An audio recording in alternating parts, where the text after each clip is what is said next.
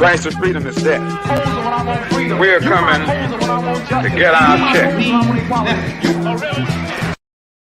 Black first, my brothers and sisters, welcome to the Afro Elite YouTube channel. I am your host, Afro Elite. We have a very, very special broadcast for you, one of a kind.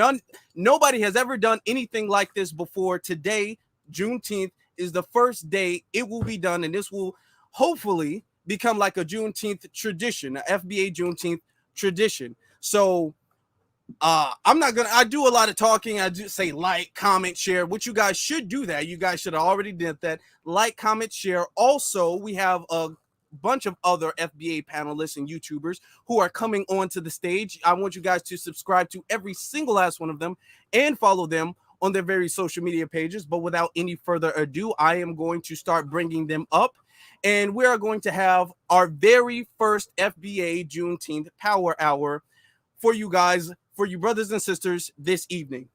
Introducing our first guest, our good brother, Torian. Torian, how you doing? Happy Juneteenth, brother. I'm doing well. Happy Juneteenth to you, B1 to you, and everyone else in the chat, B1, and happy Juneteenth to them. I already shared the stream on my page as well, so hopefully it's going to be some more people that's going to start coming on in, from my page and subscribe to this as well, because they should definitely be a part of this as well. Yes, sir. Yes, sir. And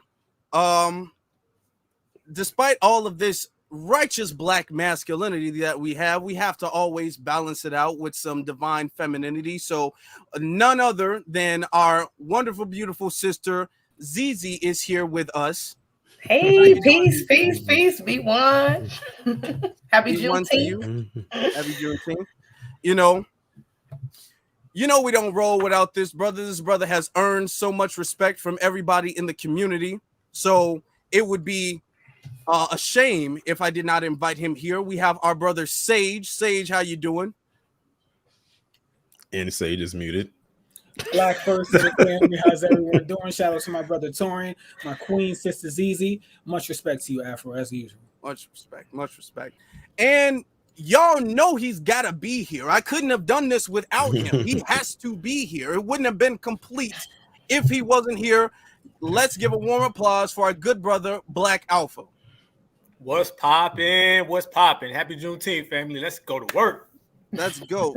Okay. So we are here. This is the first time we've ever done this before. Hopefully we can start off making this a tradition. We can start this off making this a tradition because we don't have holidays of our own, because everybody tries to capitalize and colonize off of things that we do and things that we have built.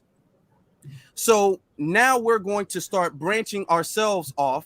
Now we're going to start making our own traditions, which stamps our turf, which marks our turf, and makes this our own undefiable, undeniable holiday that nobody else can colonize, nobody else can compromise on. So to start this off, for the people who might not, be aware of certain people, I'm going to ask each one of you guys in just any random order. You guys can introduce yourself, and you guys can talk about a little bit about what you do and what your platforms are about. Ladies first. Thank you. Well, my name is Zizi. My channel is A to Z TV, and it's pretty much just me doing social commentary or a little bit of political commentary from a B1 perspective, focused on Foundation of Black Americans specifically. Yeah, that's pretty much that. My channel. Okay, beautiful, and love to hear it. Well, I'm Torian Rain Reloaded. You can follow me right here on YouTube at Torian Rain Reloaded. Your same name, Instagram and Twitter. And I pretty much do the same thing that ZZ does. I think for the most part, we all kind of do almost the same type of thing, like, social commentary, different, trending topics, and from our perspective of what's going on in the world that mainstream media either does not touch or they halfway touch. And we just, give our perspective on it. And that's pretty much it. Okay. Much respect to you, Tori. My name is Sage. I like to write poetry, and also I like to write music and express my feelings, obviously through a Black First image. I like to speak truth to power, and that's how I've always lived my life. You can find me on Twitter as well as Instagram. I don't necessarily have a YouTube page, but I do follow all of these brothers, including my sister, to get all the information that I need on a daily basis. So, to all the people that are here from my side, I would say definitely subscribe to all of these people. Every day of the week, they're always giving you some heat, some new information, and we all know knowledge is power. Yes, sir. Much respect. Alpha, you It's got on it. you, DMX. Yes, indeed. I am Black Alpha. I'm a Leo. No, I was playing. I'm Black Alpha. I don't like long walks on the beach, but no, I'm Black Alpha Network, social activist, political activist. Everything is real. If it ever goes down with our people, you know I'm there. Y'all are used to me. Y'all know I'm everywhere. I'm pretty much on my Alpha Cast every Tuesday, cussing the hell out of supremacists, you know, left and right. But, you know, just keeping it B1, keeping it certified all the time. And I support everybody here. I support all the whole family. So let's go to work as always. Yes, sir. Okay. So now that you guys know what each other does, so you guys know the audience, I have listed all of their information and all that stuff in the description below. So you guys should be able to follow them on their various platforms. Also, too, they will be giving themselves a shout out to their, you know, Twitter and their Instagram and all that good stuff. So tonight, which I want you guys to stay for, the audience, I want you guys to stay for it because I have a little game I came up with. We're gonna play. It'll be a good game. Yes, indeed. Okay, it's a game. I ain't told nobody what the game is because I don't want them to prepare for the game. You know, it's got to be surprise for them. Okay, it's got to be a surprise. But it's gonna be a fun game. But before we do that, we have to start off with a little bit of information, a little bit of empowerment.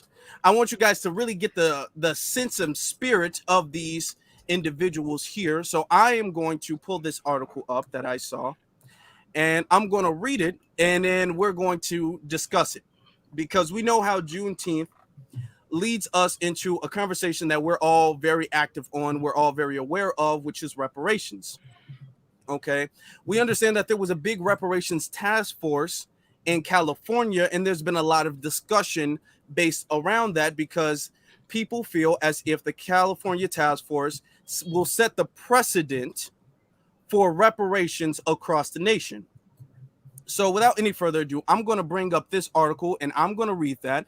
You guys can stop me anytime you guys feel you need to, or you can wait and hold your comments till afterwards and then we can have a discussion. And I'm doing this because I want the audience to have a sense of how well the conversation can flow among us and how our opinion is. I wanted to talk on this myself, but I actually decided to save this for this day. So without any further ado, let's get started. Okay, it pulls up. All right, there we go. Don't fail me now, computer. Okay, now it says Black Californians have broader view on what reparations could be, not expect cash payments. All right, now here we go. It says, I don't know if you guys can see, but I'm going to read it anyway. Local leaders are calling for moderate expectations for what reparations will actually look like for Black California residents. California is one of multiple states negotiating over economic reparations for Black Americans whose ancestors were victimized by the Atlantic slave trade in its aftermath. While the state of California is designed as a free, while the state of California was designed as a free state when it joined the Union in 1850, their plans include restrictions for actions like redlining and policing of the Black community in the past. Wall Street Journal reported that California's reparations task force is prepared to issue a nearly 1,000-page report to California's legislators later in June, noting the group is, quote, likely to suggest dozens of measures that could cost hundreds of billions of dollars. The same publication also observed the state political leaders, including Black legislators who are in favor of reparations in some form, warned it could take years it could take years for many of the task force recommendation policies to be implemented. Quote, direct financial compensation to Black Californians, they said, may not happen at all, the journal wrote. Now, this guy is very important. Let's pay attention and have a photographic memory of who this individual is. Continues to say, I would read that, but I'm going to continue saying this. Okay, quote, I'm not going to sit here and make the promise that everybody's going to get a check, said State Senator Stephen Bradford, and he's in California, state legislator in Democrat in California. That's what that means right here, decal. Okay. One of the task force members, quote, I want people to have a broader view on what reparations could be and a greater acceptance that it might take a little time. Bradford has warned before that people must be, quote, realistic about their expectations. He declared in the past, quote, I don't want to set folks' expectations and hopes that they are going to be getting, 7-figure checks. That's just not happening. He continues to say, he is reportedly not the only state leader who cautions that reparations may be more complicated than merely sending checks to countless California citizens. Quote, the Legislative Black Caucus, which includes Bradford, is expecting to lead an effort to act on the task force recommendations, the journal noted. While many members have said they support monetary reparations, some have also said programs to help Black descendants of slaves access higher education, buy a home, or start a business may be more feasible in the short term. Continues to say, now this is not important, this is something totally different. Continues to say, the journal noted that the task force has outlined a historical case of why reparations is owed despite California's history as a free state in theory. Quote, while California joined the Union as a free state, task force research showed that hundreds, if not thousands, of Black slaves were brought to the state during the gold rush, the journal wrote. Quote, it passed a fugitive slave law allowing slaves brought into California before it became a state to be captured and returned to their owners. Governor continues to say, Governor Gavin Newsom, now this is the governor of California, made a statement last month that noted the complicated and nuanced nature of paying reparations,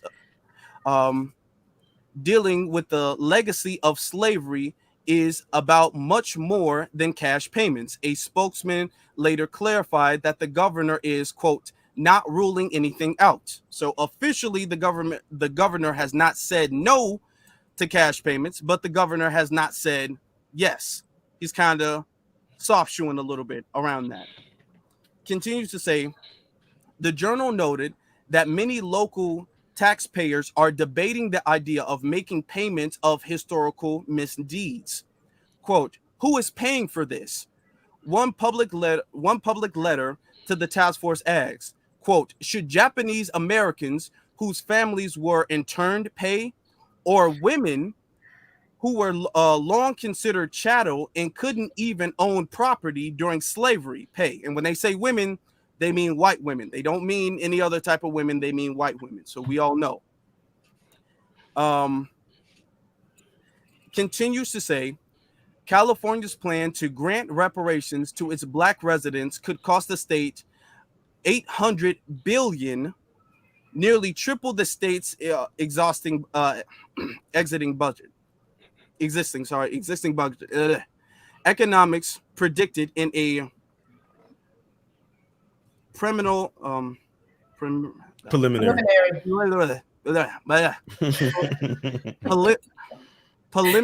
I'm sorry, y'all. Preliminary. I do it all the time. Estimate in March. Lord have mercy. Okay. In May, some activists demanded hundreds of millions of dollars in reparations per person, referring to the historical 40 acres and a mule promised to former slaves. Okay, then it continues to say, quote, you know that the number should be equivocal to what an acre was back then. We were given 40, okay? We were given 40 acres. You know what number that is. You keep trying to talk about now, yet you research back to slavery and you have nothing about slavery, nothing. Reverend Tony Pierce proclaimed, quote, so the equivocal number from 1860s for 40 acres in the mule for 40 acres today is 200 million for each and every African American.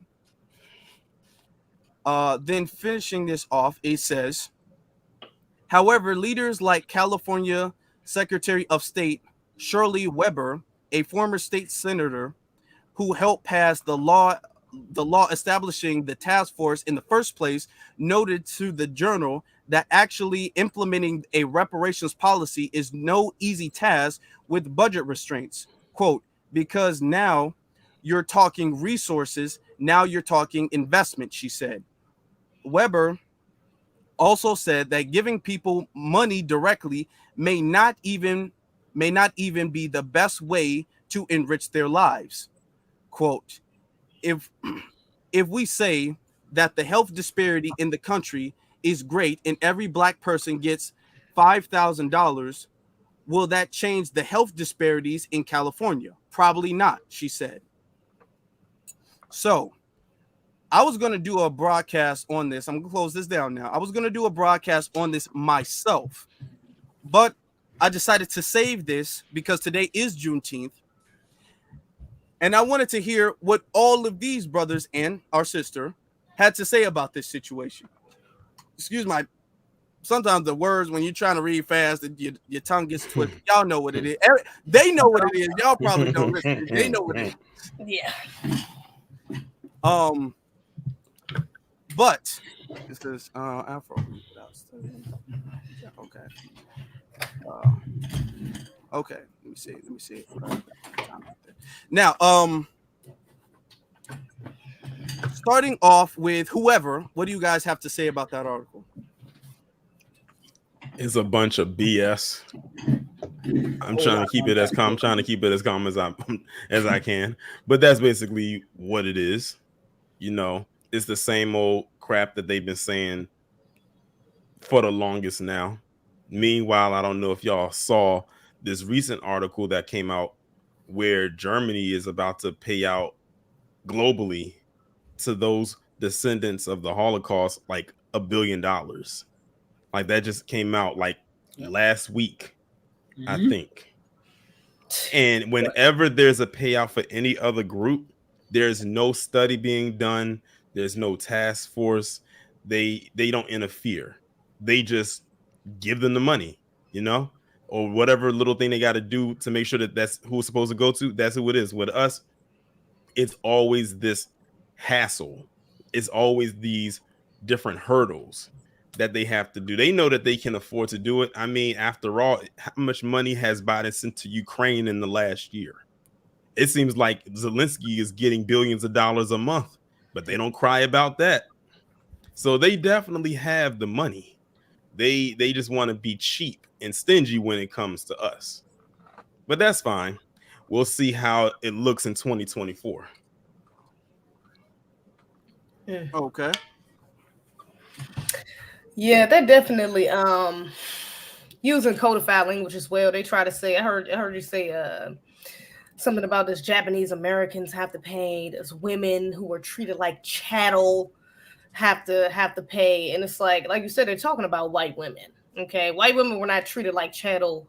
Enslaved people were. Our ancestors were. There was a big difference between y'all not being able to vote and not being able to do certain things in your society, and us literally not having rights at all as human beings. There was a huge difference between that. Okay, so yeah, they're trying to, but that's them trying to push this narrative of trying to compare us to minorities or trying to act like our experience here is not specific and special, you know, in the way that we deserve specific reparations for. So Yeah, they know what they need to call for that cash. I mean, and Newsom saying he's riding the line. I mean, riding the line is not really. I mean, it's not. I think that's not a good thing because you should have a stance on that. I mean, come on, you're the governor. It's not like you're running, man. You're the governor. You should know whether you want to pass out this money, and really, you do know. And that kind of tells me that you don't want to pass it out. You don't want to get that cash out because you would have just said that. You know, you could just make that stance. I mean, it's pretty obvious. The proof is in the pudding. I mean, if you know even the slightest bit of history, you should know. That's just the obvious answer. We need our reparations. So, yeah, these people know what they're doing. They know what they're doing. Like the brother just said, Torian. I mean, Torian. It's come on. They don't need They didn't need a study for the Japanese. They need a study for the $5 Indians. They need a study for the Jews or the Flus. So I mean, what are we doing here? Like this is a secular or a circular conversation trying to act like we need to have all of these studies and it has to be years and we might not even get money and we should do it might just be programs and it's just come on, give us that cash. We deserve more than that, but cash is should be at the forefront of the conversation. This is a joke. So in 1988, Ronald Reagan gave compensation along with an apology to the Japanese Americans. Last I checked, none of my ancestors interned encaged Japanese people during World War II, but we still had to fit the bill to paying them. I believe equivalent of 3.9 billion was given out to 20,000 Japanese American families. So again, none of my people, no foundational Black American was running the government back in 1940s when they were encaged, but we still had to fit the bill. Anytime it comes to our reparations, it's always a sob story and who's going to have to pay, how much, why do they have to pay if they wasn't here, and this and that. There's always some type of, confusion that they want to bring up when paying us reparations because they know what it will create. We're going to have group economics when we receive our reparations, and that's just it. As far as Jewish people, they were paid out, and they're still getting paid. No one basically from the Holocaust nowadays, if I'm incorrect, I may be incorrect. I don't think not one person is alive that went through those camps. That happened in the 30s and in the mid 40s. They all either passed on or they died in those camps. And rightfully so. They should get paid from Germany. Absolutely. That's their problem. Okay, that's fine. We have a beef with the United States government. Anyone that was here, whether it be women, specifically white women, they also received in help from labor from slaves, such as Black women had to nurse white babies so that, white women could take the day off and just relax. Black women had to cook. Sometimes Black men had to cook. White women weren't doing any of that. Black women had to clean. White women were not doing any of that. So again, they are on the hook too. So don't hit me with they didn't own property. I understand that, but they still told slaves what they cannot do. So they are on the hook too for exactly what's owed to Black Americans today. Now, as far as California reparations, and I somewhat I agree with the whole quote unquote mind your state that's going on. But what happens in the California reparations task force was going to trickle down to the whole nation. And we all knew that. That's why we had a big, I want to say, stink about certain actors, being up there causing certain confusion. New York, I live in New York. Our reparation task force is just now starting. And they're going to base it off of what happened in California. So if a person ruins that, because it's their state and they feel like that, worry about your state, that state has a domino effect on a lot of different states. So again, the verbiage needs to be right. It needs to be cash. It cannot be, collard greens. We cannot go for, the candy yams. That's all great and that's good to eat. But when we're talking about business, we're talking about reparations. We're talking about payments. I don't give a damn about a sorry. You can keep your sorries. That's fine. Matter of fact, don't even give me them. That's fine. You want to say you're sorry? Hit me in my bank account. And with that, I'm going to pass to my brother, Black Alpha. Man, there's a lot to unpack with that whole article. First off, the guy said we're not going to get checks. He never said why not. He didn't say the reasoning behind it. He just said no. So this is what they always do to us. And first off, the state of California spends $24 billion a year on illegal immigration, not just immigration, illegal immigration. And that's about $1,700 per household. And nobody complains about that. That money gets shipped up. And I noticed that they cited a fan letter. What was that? A fan letter somebody wrote in. Somebody said, why should this happen? What can we write when they send money to anybody? I don't even know where to write. Where's the P.O. box? Because Foundational Black Americans, we can write everybody. I've never seen any other situation where we're ever allowed to sit on panels and talk down on someone else's money. I don't even know where to go to do it. You know what I'm saying? So whenever it comes to us, all of a sudden these people can find our reparations panels. They find news articles. They find blogs, anything where you can oppose Foundational Black Americans. Everybody has an address. We don't ever have it. One is because we don't care. But even if we did give a damn, they wouldn't give it to us. So they always incite all of these outsiders, all these outliners to basically talk down on Foundational Black Americans and why we shouldn't get it. They never give us real, examples. They never give us real reasons. But shout out to all my brothers and sisters, because we are not going for it. There used to be a time when they say no money and then everybody just go home, right? We don't do that no more. Now they say no money. We say, no. You're going to have to give us a better answer than that. And we continue to push them. I realize that our success does not look like everybody else's success because we ain't everybody else. Everything we do more of an alternative mode. Everybody else can go through the proper channels because the system is designed for them. They know that Foundational Black Americans operate in our own world, so therefore we have to have our own measures that we take. And the brothers and sisters in California have been very, very, very stern. They haven't fell for none of the games. They've been really out there pushing and really fighting for it. And that's what is the most motivating factor of everything that's happening right now, is that the brothers and sisters are out there and they're not taking no for an answer. They're showing up. I seen some old Black ladies who got on a bus and they was 20 minutes to get there. They went, spoke for 2 minutes, and then went back home. And these women were in their 70s. So that shows you that it's intergenerational, and we're not taking no for an answer. We're going to continue to fight, and it's going to be a long, long, long line of it. It doesn't stop. We know they're trying to stall us out. And I did a show one time about Gavin Newsom. You got to watch Gavin Newsom. First off, anybody with about 4 ounces of hair grease and they sit his brush to the side, you can't trust them, okay? So they're trying to do the whole JFK thing with him and make him look like he's some type of civil rights hero. The same thing they did with JFK, same thing they try to do with Joe Biden. And what he really is just a front. He's a figurehead, and he represents the establishment. And brothers and sisters out in the West Coast do not fall for it. Neither do brothers and sisters out where we are and all across the country. So it's just a bunch of bull, you know what, and we're not going to go for it. Absolutely. Brilliant. Every single last one of you guys, you know what I'm saying? Every single last one of, and that's just our first thing.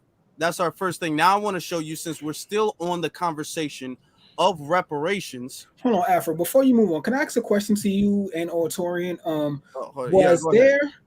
problem, brother. Was there any opposition to Jewish people getting paid by Germany that you guys heard about? Because I didn't hear about anything. It wasn't even publicized like that. Like a lot of people before I just mentioned it probably didn't even know that was going on. Like I said, that it was a US Today article, and somebody had tagged me in it on Twitter. I'm still contemplating whether or not I'm going to do a video about it, because I don't know what angle I would take with talking about that. But yeah, like they said, it's a global payout. Like this is money that's going to be spread to various places around the world, not just in one location. Like it's spreading. Like they're literally saying, here's some here, here's some here, here's some here. Like they're literally doing, it's almost like a global fund that Germany is doing. And I didn't see no pushback. I didn't see no one calling it a handout.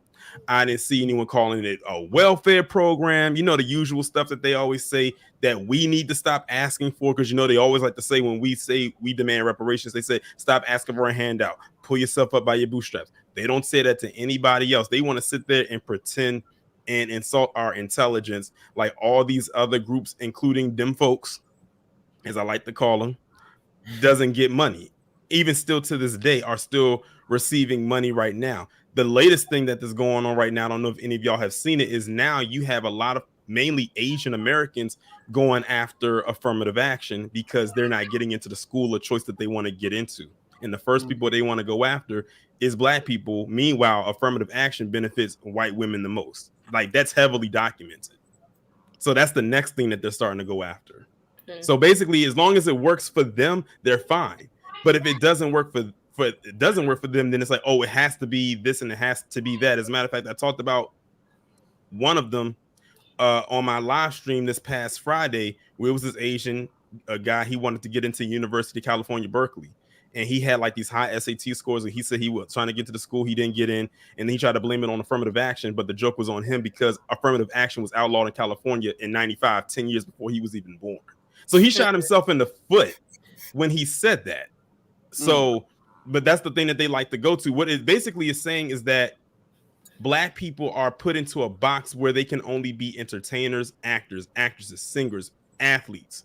You cannot be a business owner. You can't be in tech. You can't be in these spaces like those in Silicon Valley. Like, that's not your lane. How dare you try to get into our lane without us automatically thinking you got in there because you're Black?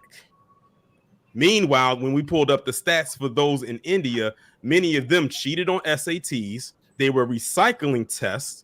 Some of them were getting people paid to do their tests. And they said they have, when it comes to business, some of them have the worst business practices, that some of their businesses don't even last that long because they don't know what the hell they're doing. Oh, wow. So there you go. To answer your question, there's never any opposition when it comes to them folks. There's never any opposition when it comes to anybody else getting any reparations. The whole pull yourselves up by your bootstraps, they make it seem like that's a race blind thing and nobody in America gets help and nobody even asks for help or wants help or would accept help. But that's not the case. We know that's not the case. They get checks after checks up here in Chicago. The government is breaking off millions of dollars back to back ever since August, almost going on almost a year of nonstop checks for pretty much the foreseeable future for thousands of illegals coming here so they can provide them clothing, medical care, housing. And at this point, they're just straight up giving them checks. They just are straight up giving them checks that they can go and they can cash in and they can do whatever they want to do with the checks. And nobody is asking, what are they going to do with the checks? How are they going to spend the money? They're not financially literate enough. See, that conversation of things being people being financially literate, that conversation is never taken to anybody else's money, anybody else's compensation, anybody else's reparations. Nobody has ever said these illegals who are coming over here from third world countries pretty much are not you would think that they're not financially literate of, but nobody is asking, nobody is questioning their financial literacy. Nobody questions the financial literacy of Native Americans, despite the fact that many of their casinos don't do nearly as well as they should, considering the fact that all of that is tax-free and casinos are pretty much free money. They don't really do as well as how we would make it go, but nobody is questioning their financial literacy. Nobody questions the financial literacy of them folks. You have arguments and conversations where they're debating and trying to get people from the LGBT reparations for aggrievements that they allegedly had. And nobody questions the financial, just because you're homosexual, that makes you financially literate? No. But nobody questions the financial literacy of anybody else for any other reason. It's only when it comes to our reparations does the question of, well, where are you going to spend the money? And are you guys financially literate enough? You guys are just going to spend it on Jordans and weed and all that. So you're going to waste your money. That's the only time you ever hear the conversation or the bad faith question of financial literacy. Pocket watching. I always say that we are some of the most pocket watch people on the planet. They always want to know exactly where our money is going. And if it's not going to them, then they become even more suspicious. That's why it was a person. I saw a video on Twitter where it was a Black community down in Georgia. They literally brought like a community and brought a bunch of small, tiny homes. Don't let the name fool you. They call them tiny homes because they look small, but inside they're really nice interior wise. And they showed the video, like they literally bought the whole little community, put all the houses there. And it was this Dub S by the name of Stu Peters on Twitter, saw the video, retweeted it, and said segregation. So when we're doing for ourselves, it's considered segregation and we're being divisive. But when they do it, it's the American way. Mm-hmm. That's working hard and pulling yourselves up by your bootstraps. That's the American way. When they do it, let them tell it. Let them tell it. Now we're gonna move on to a video I like, since we're still on the conversation in the topic of reparations, and somebody asked in the chat room if we have talked about Child Kirk yet. I literally brought him up before we got started. Not yet. He literally brought him up. We literally brought him up before we got started. Yeah. So shout out to the super chats, Torian. Those are on your page. So appreciate it. Chats. You know. But let's bring this up since we're still on a conversation of reparation. Hold on, no, I pressed the wrong button. Since we're still on a conversation. Oh, come on. Of reparations, let me bring this up. My computer could load. And before we do this, let me just make sure that I play this because I don't want to get a copyright strike or anything like that. You already know how that is, guys. Y'all know. Copyright disclaimer. Under Section 107 of the Copyright Act 1976, allowance is made for fair use for purposes such as criticism, comment, news reporting, teaching, scholarship, and research. Fair use is a use permitted by copyright statute that might otherwise be infringing. Nonprofit, educational, or personal use tips the balance in favor of fair use. So now that we do that to make sure that we don't get messed with. Hold on. So we're going to play this, and once again, we're going to do the same formula and let our panel give their opinions on it. Something tells me I'm going to get annoyed again. I think you will too. Wait, I think I've seen this. So yes, I am going to get annoyed. As we saw earlier, reparations is a hugely divisive issue. A Pew Research poll taken in late 2021 found that by a more than 2-to-1 margin, Americans oppose reparations for African Americans. And look at the racial split. Whites overwhelmingly oppose reparations, 80%. But the numbers are almost exactly reversed among African Americans who strongly support the idea. So joining me now is Cornell William Brooks. He's a professor of the practice of public leadership and social justice at the Harvard Kennedy School. He's also a former president and CEO of the NAACP. And Coleman Hughes is a columnist and host of the Society and Culture podcast, Conversations with Coleman. Both of you have agreed to essentially lightly debate this issue with me as playing my role of moderator here. Pause it right quick, Afro. I didn't mean to cut it. I didn't mean to stop it that quick. They got the, I call him the New York Transit twirler up on this panel, who they know. First off, he doesn't even qualify. They love to leave out his whole name. They only call him Coleman Hughes. I'm like, no, say his whole name. Coleman Cruz Hughes. This guy is non-FBA. He is very anti-black. And the first time that I've ever seen him was when he was twirling around in his tighty whities on the subway. Sage, that was in your state. I'm gonna take that out. But here's the thing: I want to let y'all know for the record, I've never seen this dude around New York at all. Like, no television, no nothing. Where did he come from?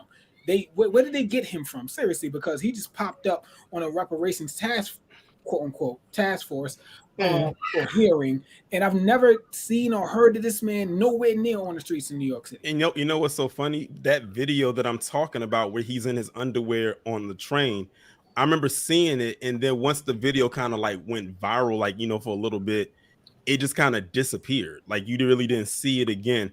But shout out to D Tubman, because they was able to retrieve that video and they reposted it yesterday. So for those who never got a chance to see it, first off, I would not blame you if you didn't want to see it, because it is very cringe. But just understand, this guy, you would think that he was trying to audition to be a Chippendales dancer on that train. And it was very cringe. What would you say, Sage? My thing, Brother Torrin, if you've seen that video, all of those congressional people that allowed him in that hearing seen that too. Oh yeah, let's not act like they don't know Oh yeah, that definitely. situation. Yeah, just like they try to pretend with what's his name, the habitual liar. Also in New York. The one back in January, Sage know exactly what I'm talking about. The one that been lying about everything about his life. What is his name? George Santos. George Santos. Yeah, Santos. Yes, Yeah, man, yeah. that guy literally his whole life is a lie. But I didn't. You can go ahead after. I just had to let that one loose. Okay, you gonna give? Let's go, y'all. Let's go. Let me start with you. You've been studying this for quite some time, and you've been working with some religious leaders to come up, I think it's fair to say, a modern blueprint of what you think. What would reparations look like in the 21st century? Make the case. That's right. So I've had the pleasure and honor of working with both the National Council of Churches and the Union of Reformed Judaism and a group of Harvard Kennedy School students who are working with these large religious associations all across the country, representing over 40 million people, to create a moral discourse on reparations. Why? Because we know that in many corners of our republic, it's being politically weaponized. And they're endeavoring to make, I'd say, 3 key points here. The first of which is, with respect to reparations, you often hear that the harm was too long ago, it's too expensive, and too impossible, too difficult to do. What we find is the harm was not long ago, right? So in other words, yes, slavery ended in 1863 and 1865, but the convict leasing system, representing 1 million people enslaved, lasted up until the opening days of World War II, right? And all of these systems of oppression continue into the present, point 1. Point 2, with respect to reparations being too difficult. I want to know something here, Chuck, that's critically important.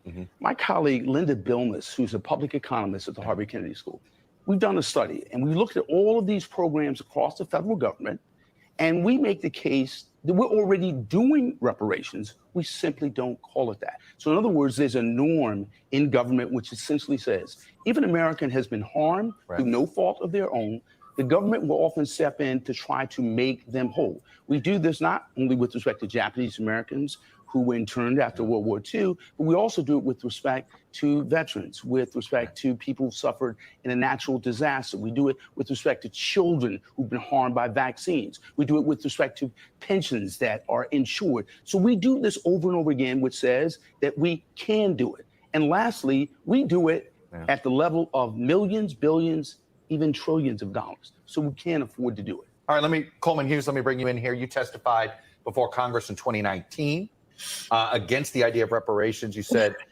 paying reparations to descendants of slavery would, quote, only divide the country further. And you thought it would insult Black Americans by putting a price on the suffering as well, and would make Black Americans like yourself victims without their consent. I hope I captured that correctly, but you take it further. Make your case against. So let me just make a distinction off the bat. I support reparations for redlining, right? Because there are many victims of redlining that are still with us. They're still alive. And Cornell, all the examples of successful reparations for other groups that you highlighted were examples of reparations given to directly the victims of these human rights abuses in their lifetimes or their immediate family members. That's why I support reparations for redlining paid directly to the victims, as they're doing in Evanston outside of Chicago. I make a distinction between that and reparations for slavery, which ended in 1865. I know of no examples where groups are getting reparations for historical crimes that are over 150 years old. And unfortunately, the opportunity was tragically missed to pay it to the slaves themselves or their immediate families. But claims like this time out, right? And this is timed out. And let me say one more thing. Martin Luther King had a plan for addressing the legacy of slavery, which he laid out in his book, Why We Can't Wait. And he called it the Bill of Rights for the Disadvantaged. The Bill of Rights for the Disadvantaged was not a race-based policy. It was a class-based anti-poverty program that would benefit the Black poor and the white poor and the poor of all races. That's what I support in terms of addressing the legacy of slavery. That's what I feel is the wisest path forward for this country. Let me follow up a little bit, Coleman, because before we continue, do any of you want to say anything? before we continue, because this Please is say something for I it's say already been something. like 5 minutes. So I'll take that. I'll take that. I got a lot to say. First off, y'all know how we say the dominant society plays both sides of the argument. A lot of times they send out their puppets to play both sides of the argument. Okay, these guys are both working for the dominant society. Let's not get it twisted. Whoever they put forth to have these debates, they always bring the good cop and the bad cop, and it does not matter what skin color they are. You can see that obviously with these two suckers. First off, the first guy, whatever his name was that the Chippendale? Who was the Chippendale, Torian? Him, that's him. Coleman Cruz, he was the twirler. Yeah, that's him. In the tidy whities, that's him right there on the screen. Okay. All right. And the guy earlier, y'all noticed that the first thing he said was he spoke to religious leaders, not economists, not strategists, not politicians. He spoke to religious leaders. Have y'all heard them say anything about that with Ukraine? They said we want to give $800 billion to Ukraine. The first thing we did was consult with the church. No, they consult with the moneymakers. They consult with the big wigs, the people who cut the checks.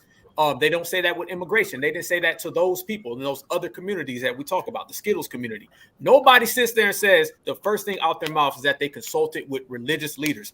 I don't want the deacon, the pastor, the reverend. I don't want none of them in my reparations conversation, period, point blank. And that would not be tolerated with any other community. You couldn't do that. So you see that the first guy, he's speaking like on behalf of reparations, but all of us right here, we certified. We understand that guy is really not about reparations. He is a reparations op with a smiley face, and this guy is a reparations op with a growl. And Malcolm X told us about the smile and the growl way back in the 1960s. So let's not get it twisted that just because these aren't two W's right here, that these guys are actually one's good, one's bad. There's no hero, there's no villain, none of that. These guys are both villains, and they're trying to lead us along. They got the guy who comes in and he speaks against reparations, and then the person who's supposed to be speaking on behalf of reparations has a whack argument. It's terrible. He cites no statistics. He doesn't bring up the grassroots. He doesn't bring up any policies, any nuances, or any details. He just runs us around in circles. So at the end of the day, you see the dominant society will always thrust these people out. And until we remove the person who's speaking on our behalf and put a real person, someone with real clout, credential, or cachet, like a Dr. Claude Anderson, all these conversations mean nothing. And that's all I got to say.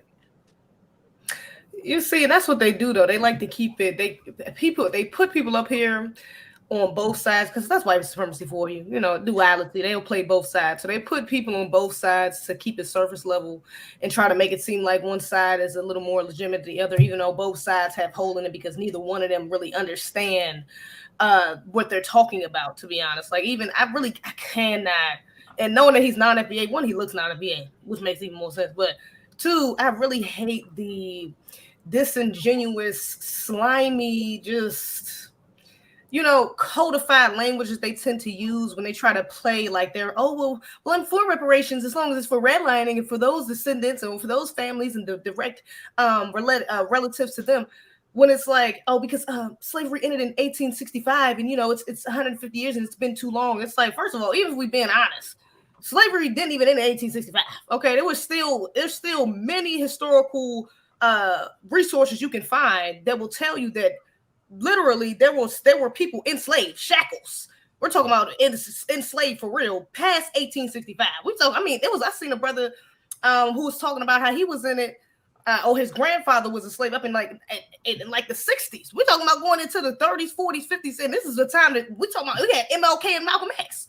And in the deep South, where people didn't have technology, because it was barely any technology back anyways, there were still people who were still dealing in these situations. So even if we're not talking about slavery directly, even after that, slavery never really ended even after that, because slavery was just recodified. Slavery was just reinvented, if we're just being honest. So redlining was one small part of it, but we're talking about the whole experience that Black Americans had to endure after, if you just want to end it at 1865. So, I mean, it's just disingenuous for him to say, I'm for this.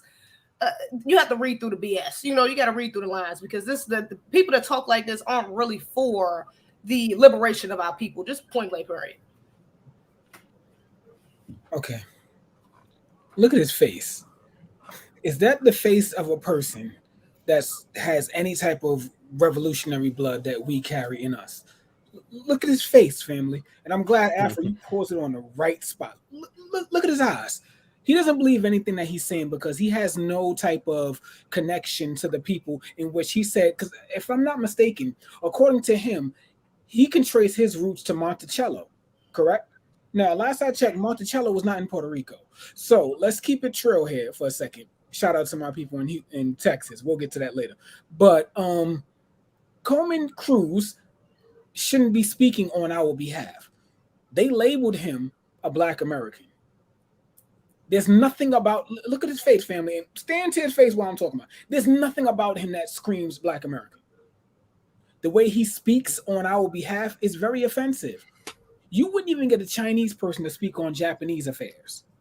And then again, like I asked to my brother earlier, why is it always an opposition when we're talking about reparations for us? It's always an opposition. They come through with the same arguments all the time. Well, family, I'm here to announce this. My grandmother was born in 1928. My grandmother's grandmother was a slave. Okay? Let's keep this real for a second. Slavery was not that long ago. Okay? I met my grandmother, damn near helped my mother raise me. I met the woman that her grandmother, she met her grandmother who was a slave. Okay? My aunt's generation was the one that integrated the schools. Excuse me, my grandmother's generation, was the one that integrated the schools, I believe, if I'm not mistaken. My thing here is that, family, when we're talking about situations that happened in the USA, it's not that long ago. Notice how he brought up redlining, because he can squeeze them Puerto Ricans into redlining, family. Exactly. I want y'all to notice that. They'll bring up things when it applies to them. That's why they try to say, oh, reparations is about racism. No, it's not. No, it's not. Reparations is specifically about payment for work rendered during slavery. That's it. It has nothing to do with, I can care less. Because again, family, after they pay us out, they're still going to hate you because you're Black.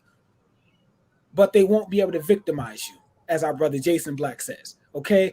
We don't want to be victimized. So again, reparations had nothing to do with the redlining. And I want to point this out too, before I pass to my brother Torian. Notice, he's Puerto Rican. Notice Teeth, Alexander Ocasio-Cortez, right? Teeth girl, right? Notice how she pointed out redlining also when she spoke about reparations. That's their way of crowbarring the Puerto Ricans in. Okay, family? So anytime you hear a Puerto Rican listing redlining, don't miss that, okay? Because they're crowbarring that in so that they can squeeze them. I don't want to curse on this platform. So that they can squeeze themselves in there. And I'm passing my brother Torian. When he's talking like this is exactly why I'm so glad that I am doing this Black Massacre series on my channel. Because even with those who were post-chattel slavery, they were still supposed to be owed payments for the destruction of what happened with them. Like, for instance, Black Wall Street.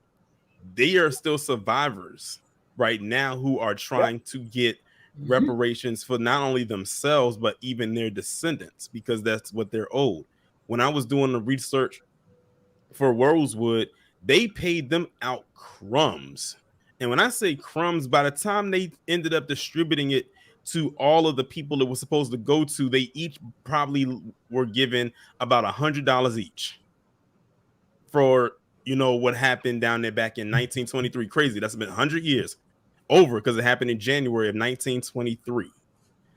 And you have individuals like the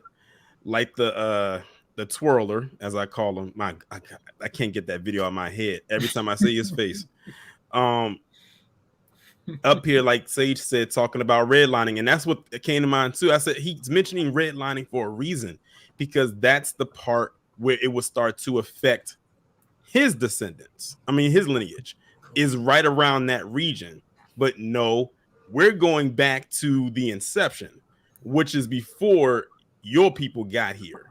So you're not going to try to crowbar your way in. Again, going back to what I said about affirmative action, they're all for it when it benefits them, but the minute that is not working for them anymore, they want to get rid of it, especially if it's something that is going to benefit us. That's why there are so many detractors. I think the ones that disappoint me the most is when those who actually qualify for it are quote unquote against it. Like when they showed up the chart and how it showed how many the percentage of Black people that were against it. Now it doesn't break down where in the spectrum of Black do they fall. Are they FBA or are they non-FBA? They just kind of lump them all, like really all in there. So you can't really gauge it on that, but I'm willing to bet many of them are probably non, which doesn't surprise me. But for those of you who are not, when the checks do get cut, make sure you slide that my way.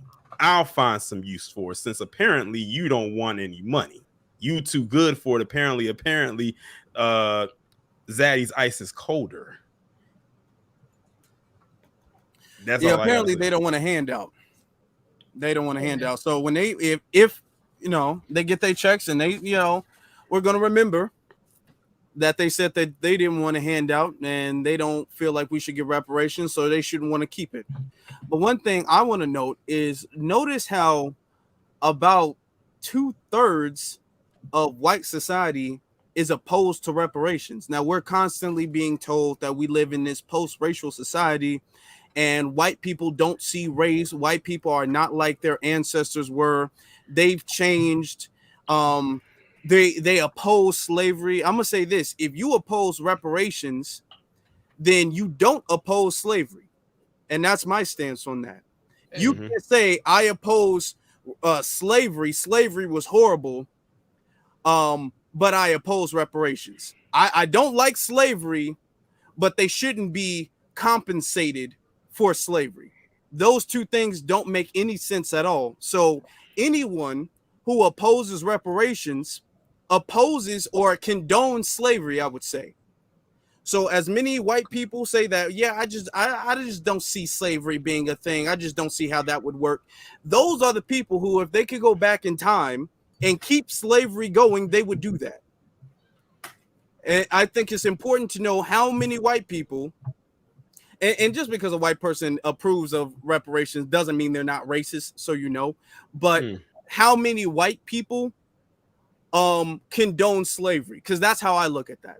Oh yes, and that, like I said, that's why when someone brought up about Charlie Kirk, but you know, if you get there, you'll see exactly what I mean by that, because it literally was within that tweet that he said.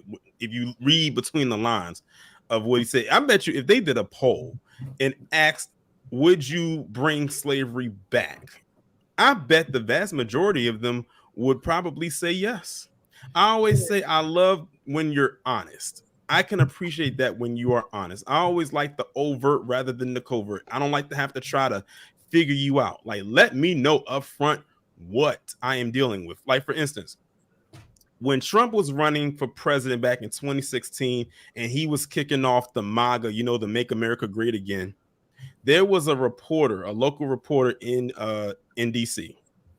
And he was asking various people who were Trump supporters, you know, like how they felt about Donald Trump, you know, what is his chances of winning and stuff like that. This one reporter asked this white lady one question. He said, to you, what does Make America Great Again mean? This woman literally had to stop and try to think of a lie to tell this reporter. Mind you, he had already asked her a bunch of questions leading up to that, and she was answering them rapid fire style. But the minute he got to the asking that question, she froze. That's because they know what it means when they say make America great again, because black people were saying, when was America ever great for us? We know when it was great for you. Even till today, it's still great for you. My thing is too, when they talk about the time frame of reparations, like my brother Torian touched on earlier, there are survivors of Black Wall Street, Tulsa, Oklahoma. They're still alive and kicking to this day, and they still haven't paid them out. So don't hit me with no, well, their kids and they look at the coon face, y'all. Look at his face. Don't hit me with no, well, their kids and their grandkids. No. They're still alive. There's a woman right now. She was on the news earlier in New York, 107 years old. Still alive and kicking. They still haven't gotten paid. So don't hit me with no time frame. Just don't do it. It just doesn't work, because those people are still alive. The people that were directly affected are still here, and you're not paying them. So what's your excuse then? Good point. Let's continue, because we got some more stuff. Plus, we got the game later on tonight. So definitely want to get that going. It is interesting that there are some forms of specific areas where you believe a reparation of sorts should be put there. How do you distinguish Jim Crow, and what is the right amount of time? And I say that Germany is still paying reparations to now descendants of Holocaust victims. So what is the timeline where you feel like where you would draw the line? So I think reasonable people can disagree on this, and I don't claim to have the last word on the subject, but I think we can all agree reparations should be paid ideally in the lifetime of the victim. If the victim dies, it should be paid to their spouse or to their children. Once you get to grandchildren and beyond, my personal view is that that's beyond my line. But like I said, reasonable people can disagree on this, but there's no doubt that, in my view, crimes from the 1850s and 60s are beyond the statute of limitations. Do you see this? Where pause it right quick. Pause it. And I knew, and I wanted to wait to pause it because I knew he was not going to do this. He asked him or told him, he said about like the time frame, you know, with reparations and stuff like that. But he also mentioned how Germany is still paying out to the Holocaust. Notice he said that when it comes to reparations for slavery, it should be, you know, if or a spouse or, you know, a child or anything like that. Once you start getting to grandchildren, then that's like really beyond the statute of limitations. Notice he completely dodged the part about the Holocaust. Mm-hmm. He did not answer it. And I knew he wasn't going to answer it. I knew it. It was so predictable. My question, because then he would have to say the same thing for them, and he wasn't going to say it. Exactly. They would have pulled the plug. Mm-hmm. Do you think for 1 second, if Spain was to offer reparations to these Puerto Ricans, that they would say it's a timeline in which they should not be paid now? That's a good point. That's a great point, actually. Great question. Because these other people have reparations claims going on in their countries. Correct. And these people come to our country and they talk on behalf of us because the dominant society puts them in that position to say, what do you think about reparations? They're not opposed. These people who are so opposed to the concept of reparations aren't opposed to the concept of reparations for their own people. Mm-hmm. They come over here and they say reparations is unfeasible. It's been too long. Why don't you work hard? Why don't they go to CARICOM and speak on behalf, because that's their people, speak on behalf of their people and say, I oppose reparations for Puerto Ricans. They don't do that. I want everybody to notice this as well, fam. Think about this. Notice how they're having a discussion about a time frame. Where on paper documentation law does time frame apply to reparations? It's in motion. There's no statute of limitations on reparations. So why are we even having this discussion? You know, you see how they'll just weasel in things that literally have no precedence. There is no statute of limitations on reparations. Anybody that can present to me a law that says after 50 years, 100 years, 200 years, you can't have it no more, then we can talk. Until then, we're just wasting time having these type of discussions. Well, 5 years, 12 years, 13 years, the grandkids on my mama's cousin's left inside.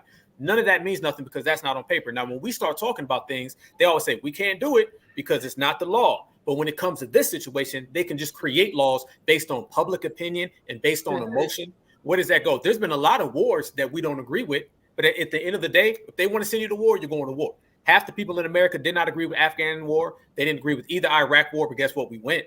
And a lot of people, got harmed in those wars. Not one time did anybody receive a petition in the mail and they said, well, public opinion feels this way. And the president said, well, since the people feel this way, we're not going to go. It don't work that way. At the end of the day, they say what happens. And when it comes to reparations, we cannot allow them to have these fake straw man arguments. Because I'm going to be honest, I think after people watch this, not us, but the typical American, they start thinking that there is a statute of limitation on reparations, and there's really not. They start to believe that there's a timeline, and there's really not. And it's just based on them actually speaking on it like it's by law. And it's not by law. It's just made up, complete gender. And this is what you see when it comes to black folks. I always say, man, there's two types of laws. There's the one that's written down, and then the one that's in their mind. There's the one that's formal and informal, and there's everybody else's law, and then there's the in-laws. And the in-laws, I'm not talking about your relatives. Y'all know what the N stand for, and it don't mean nation building. Yep. He's talking about the statute of limitations as if Native Americans aren't still getting money. And they're way smaller population. Money. Say that. What'd you say? And they're a way smaller population. Think about that. What do they always say? They say that's the original sin, right? I just seen Carnell West saying that the other day when he was talking about our reparations. He said, "Oh no, the Indians were the original sin."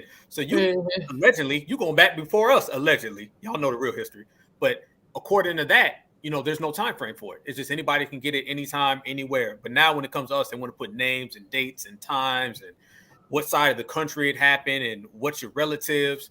Those are those type of straw man arguments. But thank God that we're all here, because if we weren't here in the black grassroots, oh God, I don't know what would be happening. They would just sell this off. And about 10, 15 years ago, black folks would be going along with this and just falling for the whole trick. But we're not. We're pushing back. So that's a good thing. It's a great start. You know what's interesting about the USA too? We've actually, foundational Black Americans, we've been enslaved longer, even including today. We've been enslaved longer than we've been free. So we've been enslaved since the 1500s, some of us, our family, our bloodlines. And we've only been free not even 200 years yet.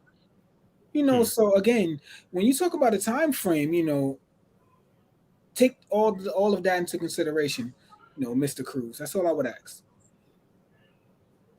Yep. ZZ, you got anything you want to say before we continue? No, you can go ahead. I think y'all touched on. Yeah, go ahead. Sort of be the. Are you currently selling products on Amazon, but you're not making a lot of profit? Hey, I bet you don't support reparations either. Be what is reparations? So maybe it is free college. Maybe it's discounted college. Maybe it is. They did that on purpose, y'all. I just want you to know they did that on purpose. It's all good, man. Tax breaks. How do you want to describe it? Is that an acceptable form in your opinion? It is an acceptable form. And when we look at what we call reparatory compensation programs in government, they use a variety of strategies to help make people whole. But let's go to this point about indirect victims. When we look at the policies, when we look at government, when we look at history, we actually do compensate people who have suffered a harm indirectly and their heirs. Think about this. So in Tulsa, Oklahoma, right, Black Wall Street was bombed from the air. Homes were burned on the ground.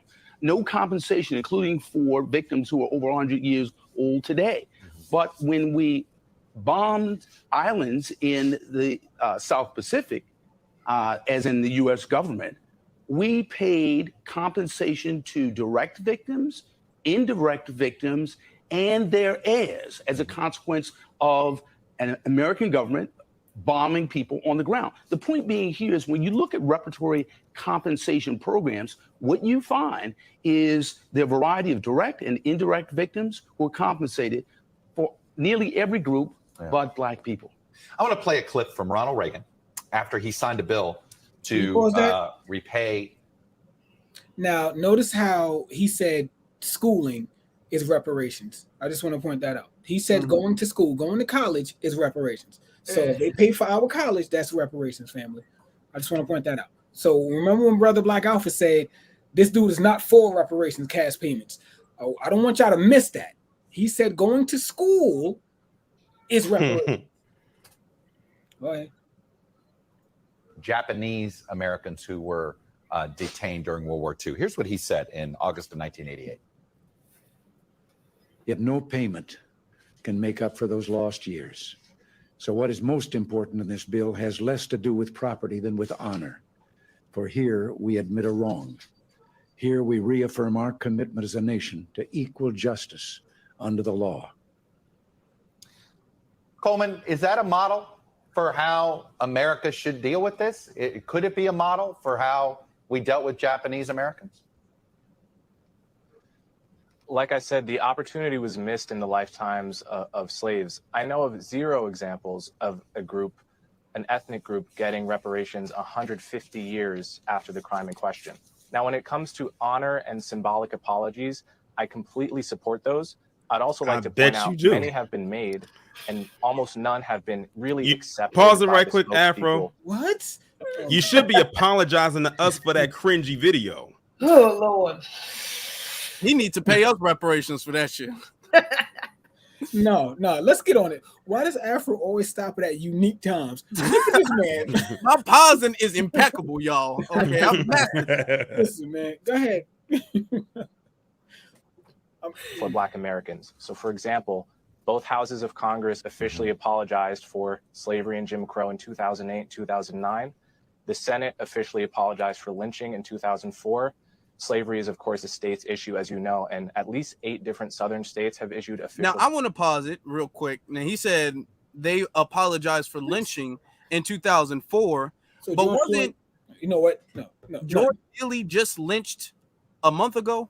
Wasn't George Floyd just lynched in 2020? Eric Garner in 2014. Sean Bell. Does apologies have a statute of limitation? And apologies mean nothing. First off, how are you going to apologize for something that lasted 400 plus years? An apology. Can I ask the a only question form of here? apology that matters is if you're trying to repair something, which is what reparations is about. If you're not trying to repair anything, which is cash payments included, the apology can go out the window. We can do without that. Just like the brother said before, we can do without an apology if we actually get something that repairs the situation you put us in. No damn apology. Outrageous. Did they accept an apology from Bill Cosby? Nah, they still going after Bill Cosby with this new round of accusations that just kind of came out of nowhere. Oh, hey, mind you, with Bill Cosby, what are they doing? They're changing the statute of limitations in places like Nevada. So it's funny how the statute of limitations apply to reparations, but when it comes to Bill Cosby, they're willing to shift it and move it then. Just saying. But this pause right That's a couple pauses. I wasn't even paying attention because I was looking at the chat when I was talking about it. I just happened to look over and now I'm like We're going to play a little bit more of this. Apologies for slavery. We have a beautiful museum in the nation's capital, which opened with an extensive exhibit on slavery in the Middle Passage, which was overflowing with patrons when it opened. I think we have made many gestures and symbolic gestures to give that sort of honor that Reagan was talking about. Hey, Cornell and Coleman, you guys were terrific, very polite. Okay, and that's pretty much it. He talking about the museum, by the way. Oh my God, not this. Yeah, that's what he's talking. He talking about that. He talking about that museum, the Smithsonian. Which the museum is. I mean, it's cool. It's nice. It is nice, but yeah, but nah. Everything in there ain't supposed to be in there. There's definitely some non-FBA things in there. There's not representative of African Americans or FBAs. So yeah, but even that's not a part of reparations. No damn symbology. But that's what we've been getting for the last 60, 70 years. We don't need no more symbolism. Okay, we can do without that as well in the world. Man, it's crazy. Like I touched on earlier with Ronald Reagan, when he gave, I'm so glad they played that. When he gave that apology, he also gave cash. So give us our cash, and then you can have Trump or Jim Crow Joe up there, and you can apologize right after we get our cash. And hopefully, nothing will, equate to like the people that were lynched and the people that were enslaved, but it's a start, so give us the money and that's the start. And then we can talk about the other things after that. But let's start with the check, sir. Yes, sir. Now we're going to play the video, the long awaited video everybody's been looking for of white supremacist Charlie Kirk. I don't think I've seen unmute this. Yeah, I think he just posted this now today. Since today is Juneteenth, he posted this today. He's been waiting on Juneteenth to post this today. So this is brand new, everybody. This is brand new. Some of you will be listening to this episode as it airs on Juneteenth. The heck is Juneteenth? It depends who you ask, okay? But let's talk about what it actually is. And we opposed Juneteenth becoming a federal holiday as it happened. And yes, it is the day that it is mandatory to work at Turning Point USA. We're going to talk about it actually on the day. I say we're given multiple days off for our actual Independence Day, July 4th, 1776. Why is Juneteenth a problem? Not because, again, it's so subversive. On its face value, I have no problem with it. I think it's wonderful to say, okay, liberation of slaves, all that good stuff. No. The issue is that the entire point of it, as per postmodernists do and deconstructionists, is to subvert July 4th. That has always Pause it right there. I didn't want to stop it this soon. But like I said, I already saw some of this. That's why I already knew what he was about to say. He literally tried to say that he does not like Juneteenth as a federal holiday because it's to subvert The 4th, mind you, the 4th is in 2 weeks. They have nothing to do with each other. Like, how is Juneteenth going to overshadow July 4th? July 4th makes a lot of money just on fireworks alone. People ain't going out to buy fireworks for Juneteenth because that's not associated with that day. So I don't know what, like, Charlie Kirk just kind of formulated this in his head. I say in his head because I don't think it's a brain. It's real hollow. If you knock up there, it's echoing. That's literally what it is. And mind you, if y'all don't know, Charlie Kirk and Candace Owens are clicked up. That should tell you all you need to know. Like that Turning Point USA thing, like they're really clicked up. So, there you go. I mean, like I said, prepared to be real cringed out with this video. And the thing is, it's only a 3. Charlie Kirk is one of the few people that can take a small, short video and make you literally just want to, like, literally go verbally abuse him to his face. Like everything that I'm saying right now, I want to say to his face. That on top of he has a very punchable face too. Let me just throw that out there. I know I'm not the only one thinking that. Yeah. Okay. Well, continuing. There's a. Hey, I gotta give Torian his credit. He lasted 1 minute. He lasted 1 full minute before he said pause. So I'm gonna give him his credit for that. Black Independence Day and a National Independence Day, the same way that they have a black national anthem that plays before NFL games. That they have black-only dormitories and black-only math classes. It is a neo-segregationist federal holiday. What? Is what it is. I told you it was going to be cringe. I tried to tell people. I said, this is Charlie Kirk in a nutshell. Like, he literally takes all this stuff and puts it together like it's supposed to make sense. It even got to the point where when he posted something on Twitter, and I'm looking through the comment section, and it was other white people like, Charlie Kirk, what the are you talking about? Like, literally, like, what? Like, they were saying, what are you talking about? Like, nothing you're saying makes any sense except to you. Y'all can have it. I mean, if y'all want to go in, like, because don't let me be the only one, because I know y'all got some thoughts. This is ridiculous. I mean, but the white supremacist logic is illogical. Like, this is in their realm of thinking. It's just nonsensical. It's literally, I mean, it's projection. It kind of it shows the the basis of what white supremacy is and their inferiority complex, and thinking that we're trying to steal some sort of shine, or that we're trying to switch the oppression, and trying to make them the victims of some sort. It's just a projection of their own fear, of their own knowing that they are lesser than. And so they have to put that on us and try to make it seem like, oh, well, we're the victim because look at what they're doing. They're trying to segregate it. They're trying to, and it's like, no, that's just your own wicked mindset that you're putting on us. We have no intentions of that. It doesn't even make sense for it to be that, literally. Like you just said, it's July 4th is 2 weeks away from now. Nobody's even thinking about that right now. And a lot of Negroes will still go out and still celebrate July 4th after celebrating Juneteenth anyways, So yeah, this is, Lord, this is just ridiculous. This is literally illogical. It doesn't even make sense. This is crazy. Yeah, continuing. I mean, that is absolutely so. That is very illogical. No, I've never heard anybody say Thanksgiving is only meant to subvert Christmas. Right. Nobody Exactly. Don't let them get it out. They might try to find a way. I remember when they got mad when the Native Americans had put in a petition. I think they actually kind of won. I mean, it's still in the books to get rid of Columbus Day. Like, y'all remember when they tried to get, like, they were trying to get rid of Columbus Day, and you know what? I actually agree with them. Like, why are we celebrating this dude who was literally, 1, a liar, 2, this guy was a mass murderer, a huge, one of the biggest colonizers in the world. Why does he have a day? I bet you Charlie Kirk is not upset about that. Good point. And he waited to the disrespect. This man waited to Juneteenth to have this video posted. But anyway, continuing.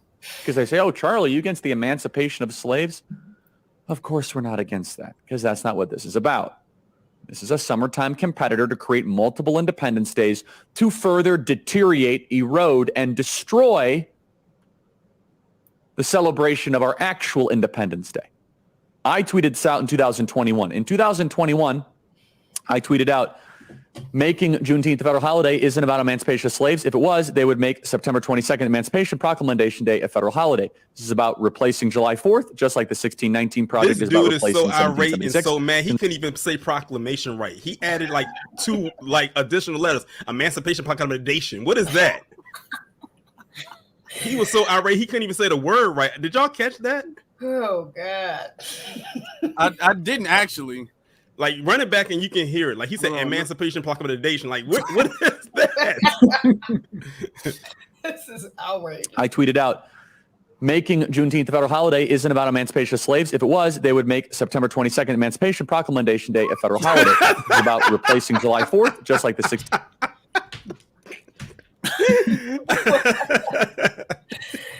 Oh God. He is so mad he couldn't even say the word right. He was trying to sound like Ben Shapiro. You know, when they start talking, like, you know, you push the fast forward button on the remote. That's what he was trying to do. And I tend to know a lot of them do that a lot.